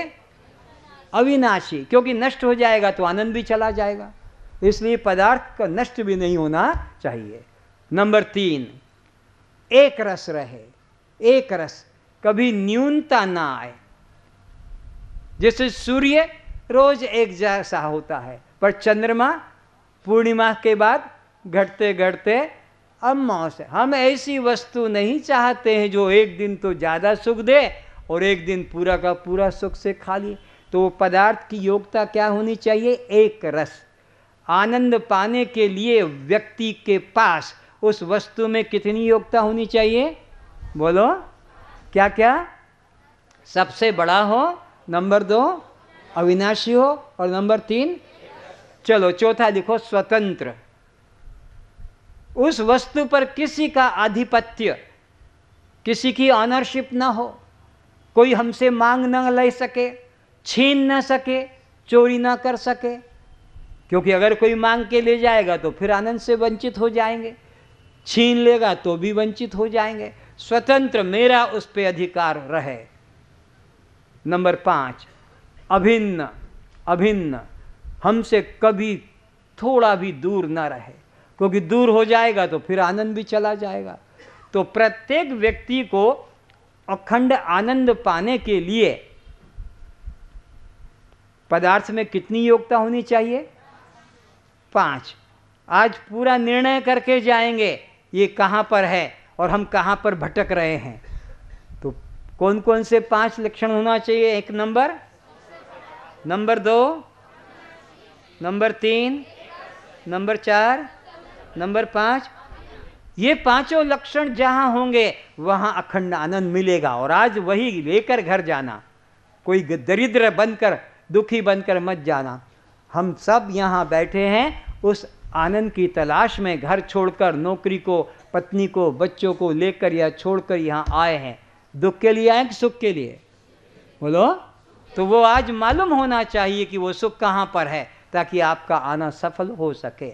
तो अब इन 5 लक्षणों में से पहला लक्षण क्या चाहिए? तो पहले वो ढूंढो जो बचपन से अभी तक तुम अभी तक संग्रह करने में लगे थे अपने घर में। जहाँ जाते थे कुछ लेकर आते थे, बम्बई, कलकत्ता, जहाँ जाते थे और पूछते थे मैं बम्बई जा रहा हूँ, मैं कलकत्ता जा रहा हूँ, बोलो तुम्हारे लिए क्या लाऊं, बोलो तुम्हारे लिए क्या लाऊं। ऐसे एक एक चीज पसंद कर करके घर को डस्टबिन बना दिया। उठने बैठने को जगह नहीं, इधर सोफा सेट, इधर टीवी रखा, इधर फ्रिज रखा, इधर अपना ये टेबल रखा, आसन प्रणाम करने की जगह नहीं। और जब जाते कुछ लेकर घर में आते हो। तो अब पहला लक्षण हम अपने घर में देखें कि तुमने आज तक बचपन से अभी तक जो संग्रह किया, क्या इसमें वही लक्षण मिल जाता है आनंद का पहले वाला? बोलो, आनंद का पहले वाला लक्षण क्या है सबसे? तो तुमने जो जो भी संग्रह किया है, खरीदा है, पाया है, क्या इसमें वही लक्षण मिल जाता है कि मेरे पास जो है ऐसा विश्व में किसी के पास नहीं है? ऐसा लगता है? कई मकान तुमसे बड़े हैं, कई बलवान तुमसे ज़्यादा हैं, कई धनवान तुमसे ज़्यादा, कई सौंदर्यवान तुमसे ज़्यादा, कई पंडित तुमसे ज़्यादा, तुमको अपना सब है मालूम पड़ेगा। पड़ता है कि नहीं पड़ता है? अगर नहीं मालूम पड़ता तो तुम शांत हो जाते, जहाँ मिला, जैसा मिला, जितना मिला उसी में शांत हो जाते और आगे की चेष्टा न करते। पर कोई भी व्यक्ति यथा प्राप्त में संतुष्ट नहीं है। इसलिए किसी संत ने कहा, गोधन, गजधन, बाजधन और रत्न धन खान, जब आवे संतोष धन, सब धन धूल समान। जब तक संतोष जीवन में नहीं आएगा तब तक तुम्हारे को कोई राजपद भी मिल जाए, इंद्र पद भी मिल जाए, और मिल गया है तब भी तुम शांत नहीं हुए। तो पहला ही लक्षण हमारे घर के सामान में नहीं है।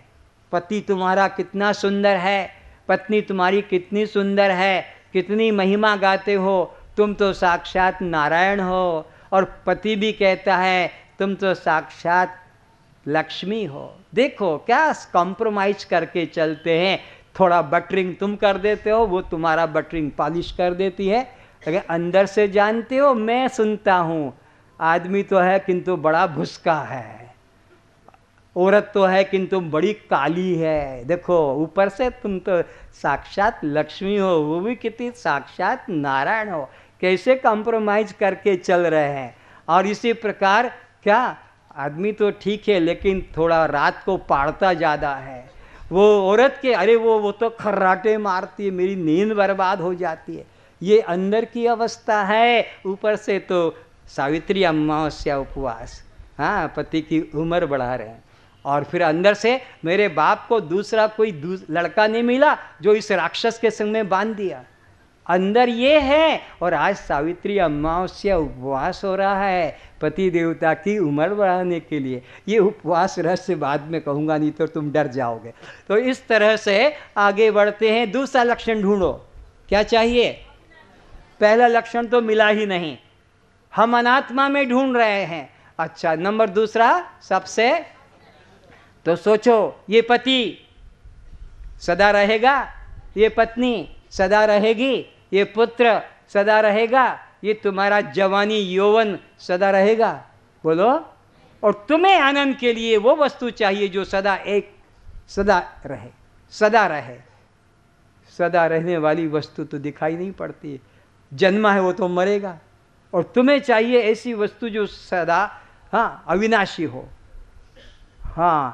तुम्हारे पास में एक कला है, सावित्री अमावस्या उपवास कर लो तो ये बुद्धू आदमी सदा रह जाएगा, फिर मरेगा नहीं। उम्र बढ़ जाती ना, सावित्री अमावस्या उपवास करने से, अरे बुद्धुओं, उम्र बढ़ जाती तो किसी को रांड नहीं बनना पड़ता। एक घर घर में रांड माताएं कहाँ से पैदा हो गई? आकाश से उतर के आई है कि घर में वही है? ये क्यों विधवा हो गई? सावित्री अमावस्या उपवास करते करते भी पति की उम्र तो जितनी है उतनी रहेगी। कोई स्त्री अपने पति की उम्र बढ़ा नहीं सकती, कि कोई शत्रु हमारी उम्र को घटा नहीं सकता, कोई देवी देवता गुरु तुम्हारी उम्र को बढ़ा नहीं सकता।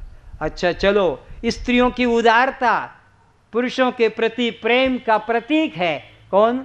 सावित्री अमावस्या उपवास। स्त्रियों के प्रति तुम्हारा कितना प्रेम है, उसके लिए कौन सी तिथि का उपवास करते हो? बोले ये क्या अड़वा कथा कह दिया।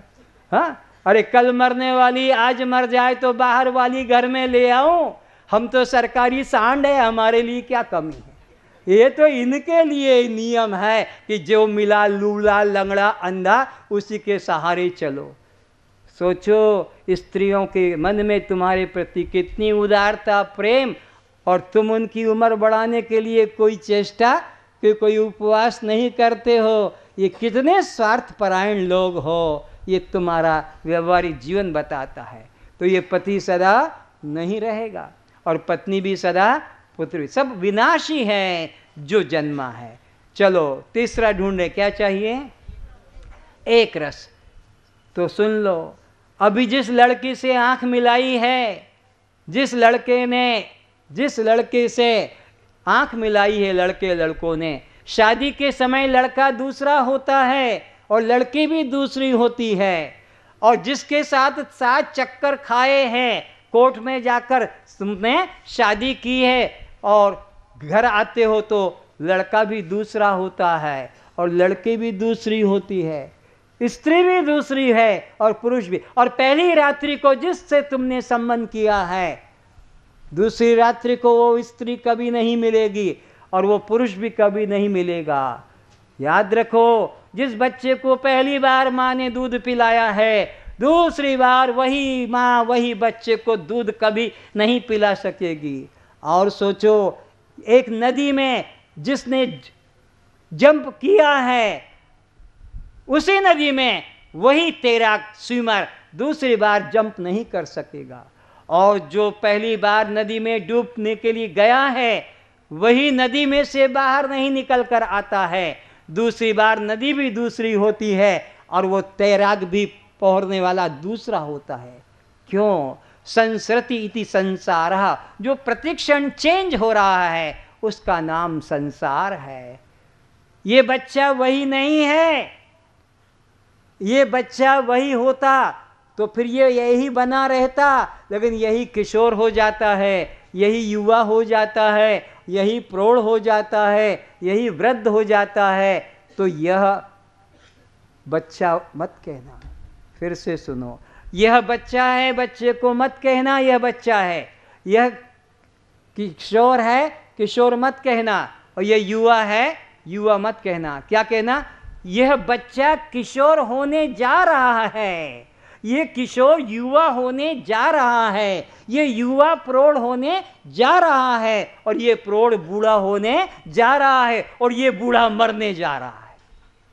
और ये मरने नहीं जा रहा है, फिर जन्म लेने जा रहा है। ये सृष्टि चक्र है, जन्मना, बढ़ना, युवा होना, बूढ़ा होना, मरना और फिर जन्म लेना।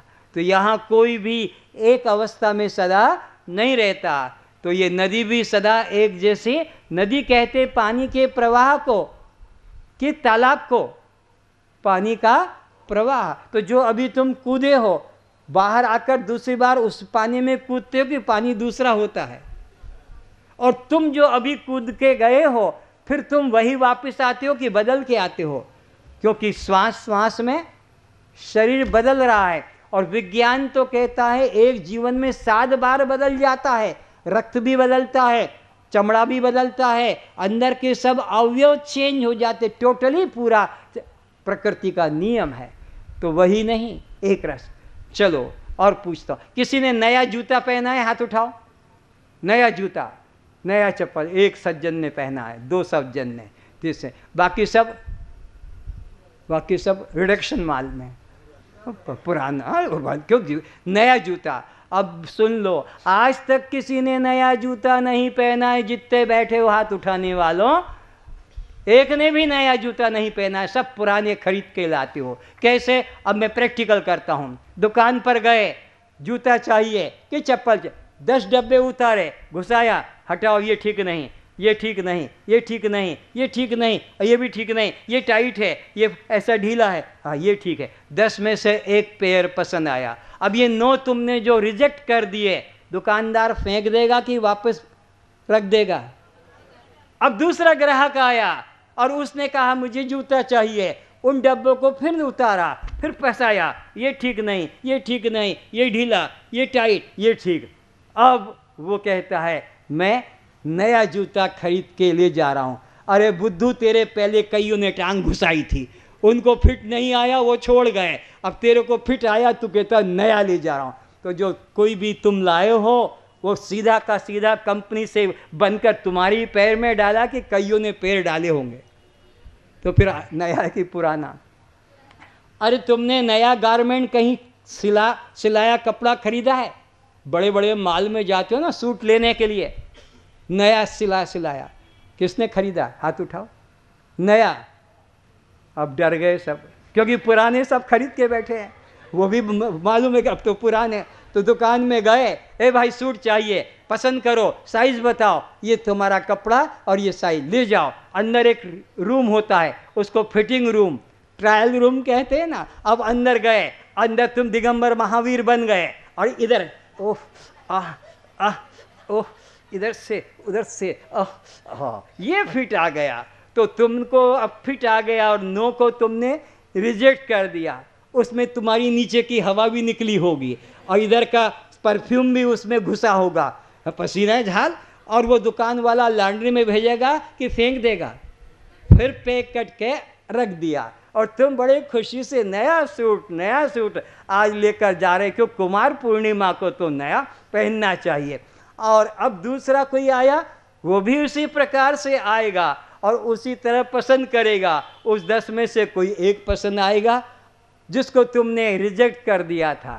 तो तुमने आज तक कभी नए कपड़े किसने लाए? सब पुराने लेके आते। ये संसार में कोई एक रस नहीं है। आगे चलो, चौथा लक्षण क्या होना चाहिए? अब ये देखो क्या चीज स्वतंत्र है तुम्हारे पास में। गाड़ी तुम्हारी है, रोड टैक्स देना पड़ेगा। मकान तुमने 10 लाख में या 1 करोड़ में खरीदा, लेकिन फिर भी उस पर अधिकार तुम्हारा है कि गवर्नमेंट का है? कभी भी तोड़ सकती है। रोड चौड़ा करना होगा तो तुम्हारी परमिशन की कोई ज़रूरत तुम्हारे ना करने से भी नहीं चलेगा।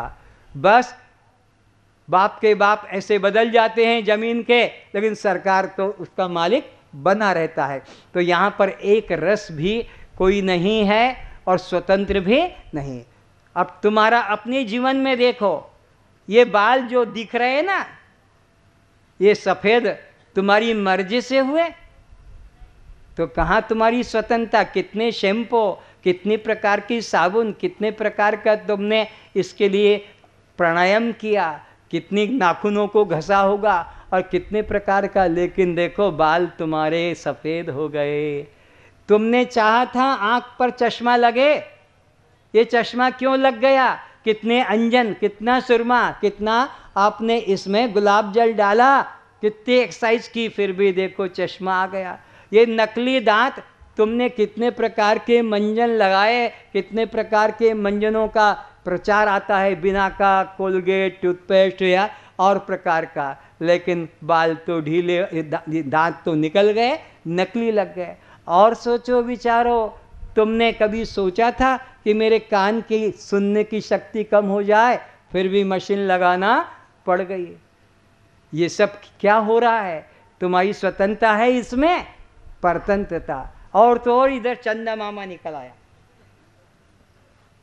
टकलू बन गए। तुम्हारी मर्जी से स्वतंत्रता तुम्हारी कहाँ रही?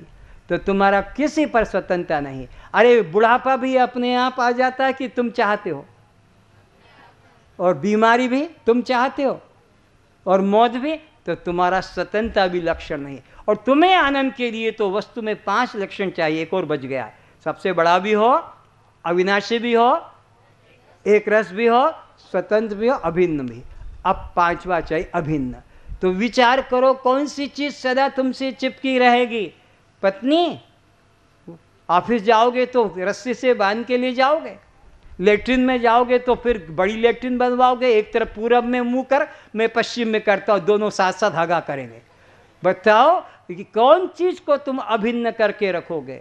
तो पता लगा कोई यहाँ अभिन्न नहीं, जीवात्मा और परमात्मा, बस यही अभिन्न है, जीवात्मा परमात्मा। अब ये 5 लक्षण अब मैं जिस पदार्थ में बताऊंगा वही जीवन का लक्ष्य बनाना। अब ये संसार में तो तुमने देख लिया, अब स्वर्ग में आओ, क्योंकि मैंने कल भी कहा था कि तुमको स्वर्ग में मैंने देखा है और बैकुंठ में भी मैंने देखा है, तुम मुझे नहीं पहचानोगे। चलो स्वर्ग में, वहाँ पर भी तुमने देखा, ये 5 लक्षण में से एक भी लक्षण नहीं है, तुम निराश होकर आगे बढ़े।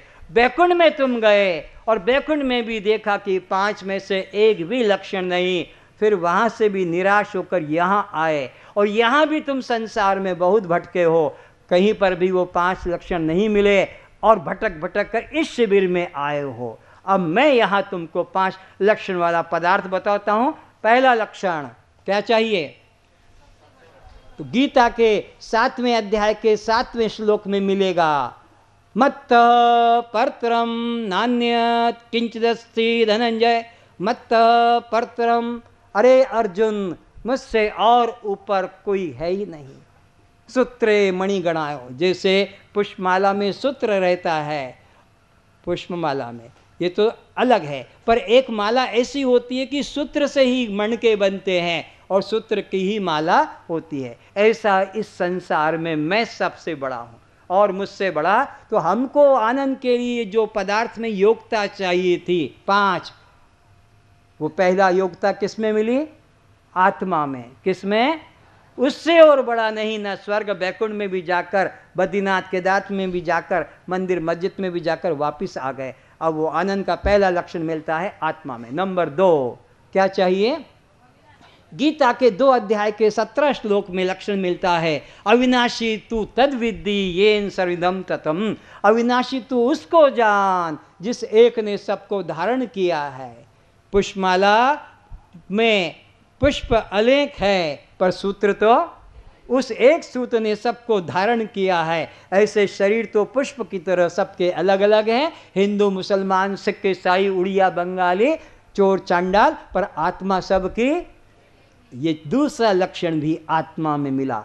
हम जो आनंद के लिए भटक रहे थे जन्मों से, और दुनिया में बाजारों में पदार्थों में, पता लगा कि उस आनंद के लक्षण तो आत्मा में मिला। आत्मा ही बड़ा है और आत्मा ही अविनाशी है। अब तीसरा लक्षण चाहिए, एक रस। तो पता लगा एक रस में ईशावास्य उपनिषद का प्रथम शांति पाठ, ओम पूर्णमदः पूर्णमिदं पूर्णात् पूर्णमुदच्यते पूर्णस्य पूर्णमादाय पूर्णमेवावशिष्यते। जैसे छोटा सा गणित, 0 से 0, 0 - 0 is equal to 0 + 0, 0 + 0 is equal to, और 0 मल्टीप्लिकेशन बाय 0, तो कितना निकला आंसर? ऐसा ही ये उस सत्य से ये निकला, ये भी सत्य है और उसी में मिल जाता है, तब भी ज्यों का त्यों सत्य। ओम पूर्णमदः पूर्णमिदं, उससे सृष्टि निकली तब भी वो पूर्ण है और ये भी पूर्ण है, और फिर ये उसमें चला जाता है तब भी ज्यों का त्यों पूर्ण। या ऐसे समझो, सारा वर्षा का पानी कहाँ से आ रहा है? सागर से, और ये सारा पानी कहाँ जा रहा है? सागर में। सागर ज्यों का त्यों, वो ना खाली होता है ना भरता है। एक छोटा सा एग्जाम्पल है। तो इस तरह से यह आत्मा ही तीसरा लक्षण वाला है। अब चौथा लक्षण क्या चाहिए? स्वतंत्र। तो स्वतंत्र तो वही होगा जो एक होगा, दो में तो छोटा बड़ा हो जाएगा। अरे किसी किसी महिलाओं को एक साथ दो बच्चे हो जाते हैं, लेकिन एक 5 मिनट बाद आता है तो उसको छोटा मानते हैं, 2 मिनट बाद आया, पहला आ गया और 1 मिनट बाद आ गया तब भी उसको छोटा मानते हैं। तो यहाँ परमात्मा के तरफ तो एक ही है, तो इसलिए वो स्वतंत्र है। छांदोग्य उपनिषद, एक मेवा अद्वितीयम ब्रह्म नेह नानास्ति किंचन, ये परमात्मा एक है, वहाँ छोटा बड़ा नहीं। अब चौथा हो गया, पांचवा अभिन्न। तो वो उपनिषद कहता है द्वा सुपर्णा सयुजा सखायाम समान वृक्षे प्रशुष जाते, एक वृक्ष पर 2 पक्षी बैठे हैं, जीवात्मा और परमात्मा, ये सदा रहते हैं, इनका कभी वियोग नहीं होता। कल प्रैक्टिकल यहाँ बताया जाएगा, जीव और ब्रह्म प्रैक्टिकल दिखाया जाएगा कि ये सदा साथ है, कभी अलग होते ही नहीं है। कल तो परमात्मा साक्षात्कार करना है, तो कल का अद्भुत अद्भुत काम होंगे, प्रैक्टिकल देखेंगे कि जीव ब्रह्म सदा कैसे एक रहते हैं। तो 5 लक्षण अखंड आनंद के किस पदार्थ में हैं? आत्मा में। किस में हैं?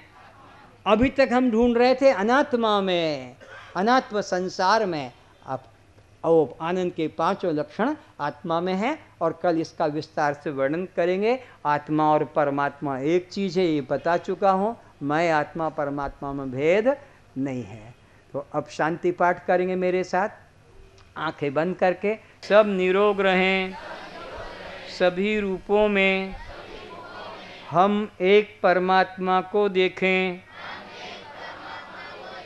इसलिए हमारे द्वारा मन वचन कर्म से किसी भी जीव को, किसी भी प्राणी को कष्ट न पहुँचाएं, निंदा गाली न करें, मारपीट न करें, चोरी हत्या न करें, मांस मछली कभी न खावें, छाड़ खाई कभी न मनावें, सिगरेट शराब कभी न लें, गुटखा अंडा कभी न खावें,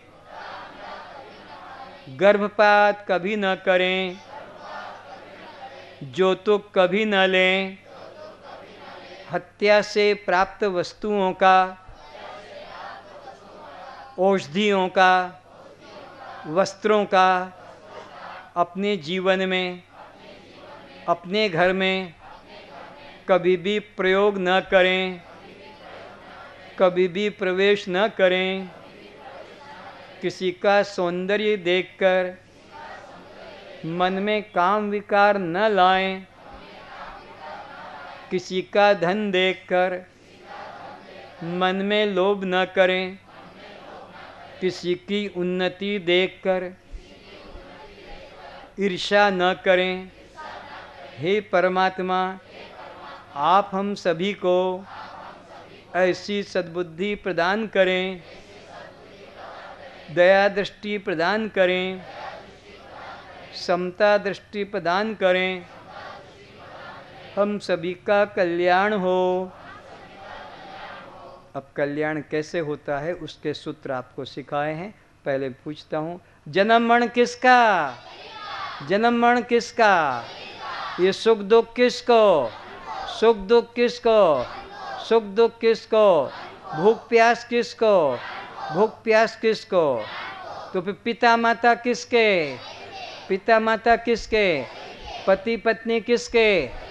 पुत्र पुत्री किसके? जाति बंधु किसके? हिंदू ब्राह्मण किसमें? ब्रह्मचारी गृहस्थी किसमें? कस्त्वम, ये गोरा काला किसमें? लंबा छोटा किसमें? कस्त्वम, आप जड़ हैं, जड़ हैं, जड़ हैं, दृश्य हैं, दृश्य हैं, दृश्य हैं, अनात्मा हैं, अनात्मा हैं, अनात्मा हैं, शव हैं, शव हैं, शव हैं, पर प्रकाश हैं, पर प्रकाश हैं, पर प्रकाश हैं। कस्त्वम। सभी लोगों ने मेरी बात को ध्यान से सुना, मैं बहुत आपका आभारी हूँ। आपके हृदय में बैठे साक्षी परमात्मा को प्रणाम करता हूँ। और कल मैंने जो सिखाया था, परसों जो सिखाया था कि रात्रि को सोते समय शत्रुभाव से मुक्ति लेना है, कितने लोगों ने सच्चे हृदय से अपने जीवन से शत्रु को निकाल दिया? हाथ उठा के बताएं। सचमुच में, खाली झूठे हाथ मत उठाना, बस इन्हीं का कल्याण होगा। और जिन्होंने शत्रुभाव को मन में छुपा रखा है, उसको मैं कहता हूँ आने की जरूरत नहीं, उसका कल्याण नहीं हो सकेगा। शत्रुभाव जिसने मन में रखा है वो ब्रह्म हत्यारा कल्याण को प्राप्त नहीं कर सकेगा। इसलिए शत्रुभाव को मन से निकालो। और रात्रि के सोते समय भगवान से जिन्होंने प्रार्थना की है कि हे भगवान, अगर कल का दिन दे देगा तो मैं लोक कल्याण के कर्म करूँगा, ऐसा जिन्होंने प्रार्थना की है, हाथ उठा के बताएं। अच्छा, बहुत अच्छी बात है। अब जिन्होंने उठकर भी इस बात को याद किया है कि रात्रि को मैंने भगवान से प्रार्थना की थी और मुझे भगवान ने जीवन दे दिया, तो अब मुझे लोक कल्याण के कुछ कर्म करना चाहिए। आज दिन भर में किसी ने भी निस्वार्थ भाव से किसी को कुछ मदद की है तो हाथ उठाए। बहुत कम लोगों ने उस प्रतिज्ञा का पालन किया जो भगवान से रात्रि को सोते समय किया था। क्या कहा था कि हे भगवान, अगर कल का जीवन दे देगा तो मैं कुछ लोक कल्याण के कर्म करूँगा। अभी तक तो मैंने अपने पेट, अपने परिवार के लिए किया। कुछ लोग ऐसे हैं जिन्होंने वचन दिया है भगवान को और अपने दिन में काम किया। इनसे भी आप शिक्षा लें कि आज रात्रि को फिर भगवान से रोज़ यही प्रार्थना करेंगे, अगर कल का जीवन मुझे मिलेगा तो मैं लोक कल्याण के कर्म करूँगा, और अगर कल का जीवन नहीं देगा तो मेरे अंतिम प्रणाम स्वीकार करो। तो प्राण निकल गए तब भी परमात्मा में प्रवेश कर जाओगे, और शत्रु भाव रखकर प्राण निकल गए तो शत्रु योनि में चले जाओगे। और सूर्य नारायण को देखकर आज किसने हाथ जोड़कर प्रार्थना की थी? सूर्य नारायण को देखकर। वाह, बहुत अच्छा, बहुत धार्मिक लोग हैं। सबके चरणों में मैं प्रणाम करता हूँ जो आपको इतनी सद्बुद्धि की जैसा तेरा प्रकाश सब पर समान है, ऐसा मेरी मन में भी सबके प्रति, क्योंकि यहाँ एक परमात्मा के अलावा दूसरा एक मेवा अद्वितीयम ब्रह्म नेह नानास्ति किंचना। तो मन वचन कर्म से हम किसी को भी, एक और बात सुन लो, कभी नहीं सुना होगा, कर्म करते हैं तो 3 तरह से होता है, मन वचन कर्म। जब जब बात आएगी तो मन वचन कर्म। तो कर्म का प्रारंभ कहाँ से है? मन से है। उसको फिर वाणी में ले आए, हाँ, वाचा में आ गया, और हाथों में आ गया तो कर्म होगा। मन वचन और कर्म से होता है। तो अब तुमने किसी के बारे में अच्छा सोच लिया, मंगलमयी बात आ गई, और तुम कर नहीं पाए तो भी तुम्हारे खाते में पुण्य बन गया, कर्म हो गया। कर्म होना ही शुरू होता है मन से, फिर वाणी में और हाथ में हो या ना हो उसका कोई मूल्य नहीं। कितना सरल है भगवान का नियम। मन से भला सोच लिया, मन से किसी का अच्छा सोच लिया, तुम्हारे खाते में पुण्य लिखा गया। चाहे उसको तुम वाणी से प्रकट कर पाओ या हाथ से कर पाओ कि न कर पाओ उसकी मदद, लेकिन तुम्हारे खाते में पुण्य चढ़ गया। और अगर मन से तुमने किसी का बुरा सोच लिया, वाणी से प्रकट न भी किया और हाथ से उसको मारा या नहीं मारा तो भी कोई मूल्य नहीं। मन से बुरा सोच लिया तो तुम्हारे खाते में पाप जुड़ गया है। बोलो अब तुम्हें क्या करना है कि मन वचन कर्म से किसी को अभी बुरा नहीं सोचना है, क्योंकि सोच लिया मन से तो फिर तुमने तन से किया कि न किया पाप जुड़ जाएगा। और मन से सोच लिया किसी का भला तो तुम हाथ से कर पाए कि न कर पाए पुण्य तुम्हारे खाते में जुड़ जाएगा। इतना सरल भगवान का विधान है, तो इससे क्यों वंचित रहते हो? इसलिए इसका लाभ लो। मन वचन कर्म से किसी को दुख मत पहुंचाओ, क्योंकि सब में मेरे प्रभु बैठे हैं। सिया राम मैं सब जग जानी, कहना तो सबको आता है, करहूँ प्रणाम जोर जुग पाणी, सबके प्रति मन में श्रद्धा करो। ओम शांति शांति शांति। कल का विषय होगा समय पे आना। कल परमात्मा और जीवात्मा कैसे मिले हुए प्रैक्टिकल देखोगे, और कल सबको परमात्मा का अनुभव भी कराया जाएगा।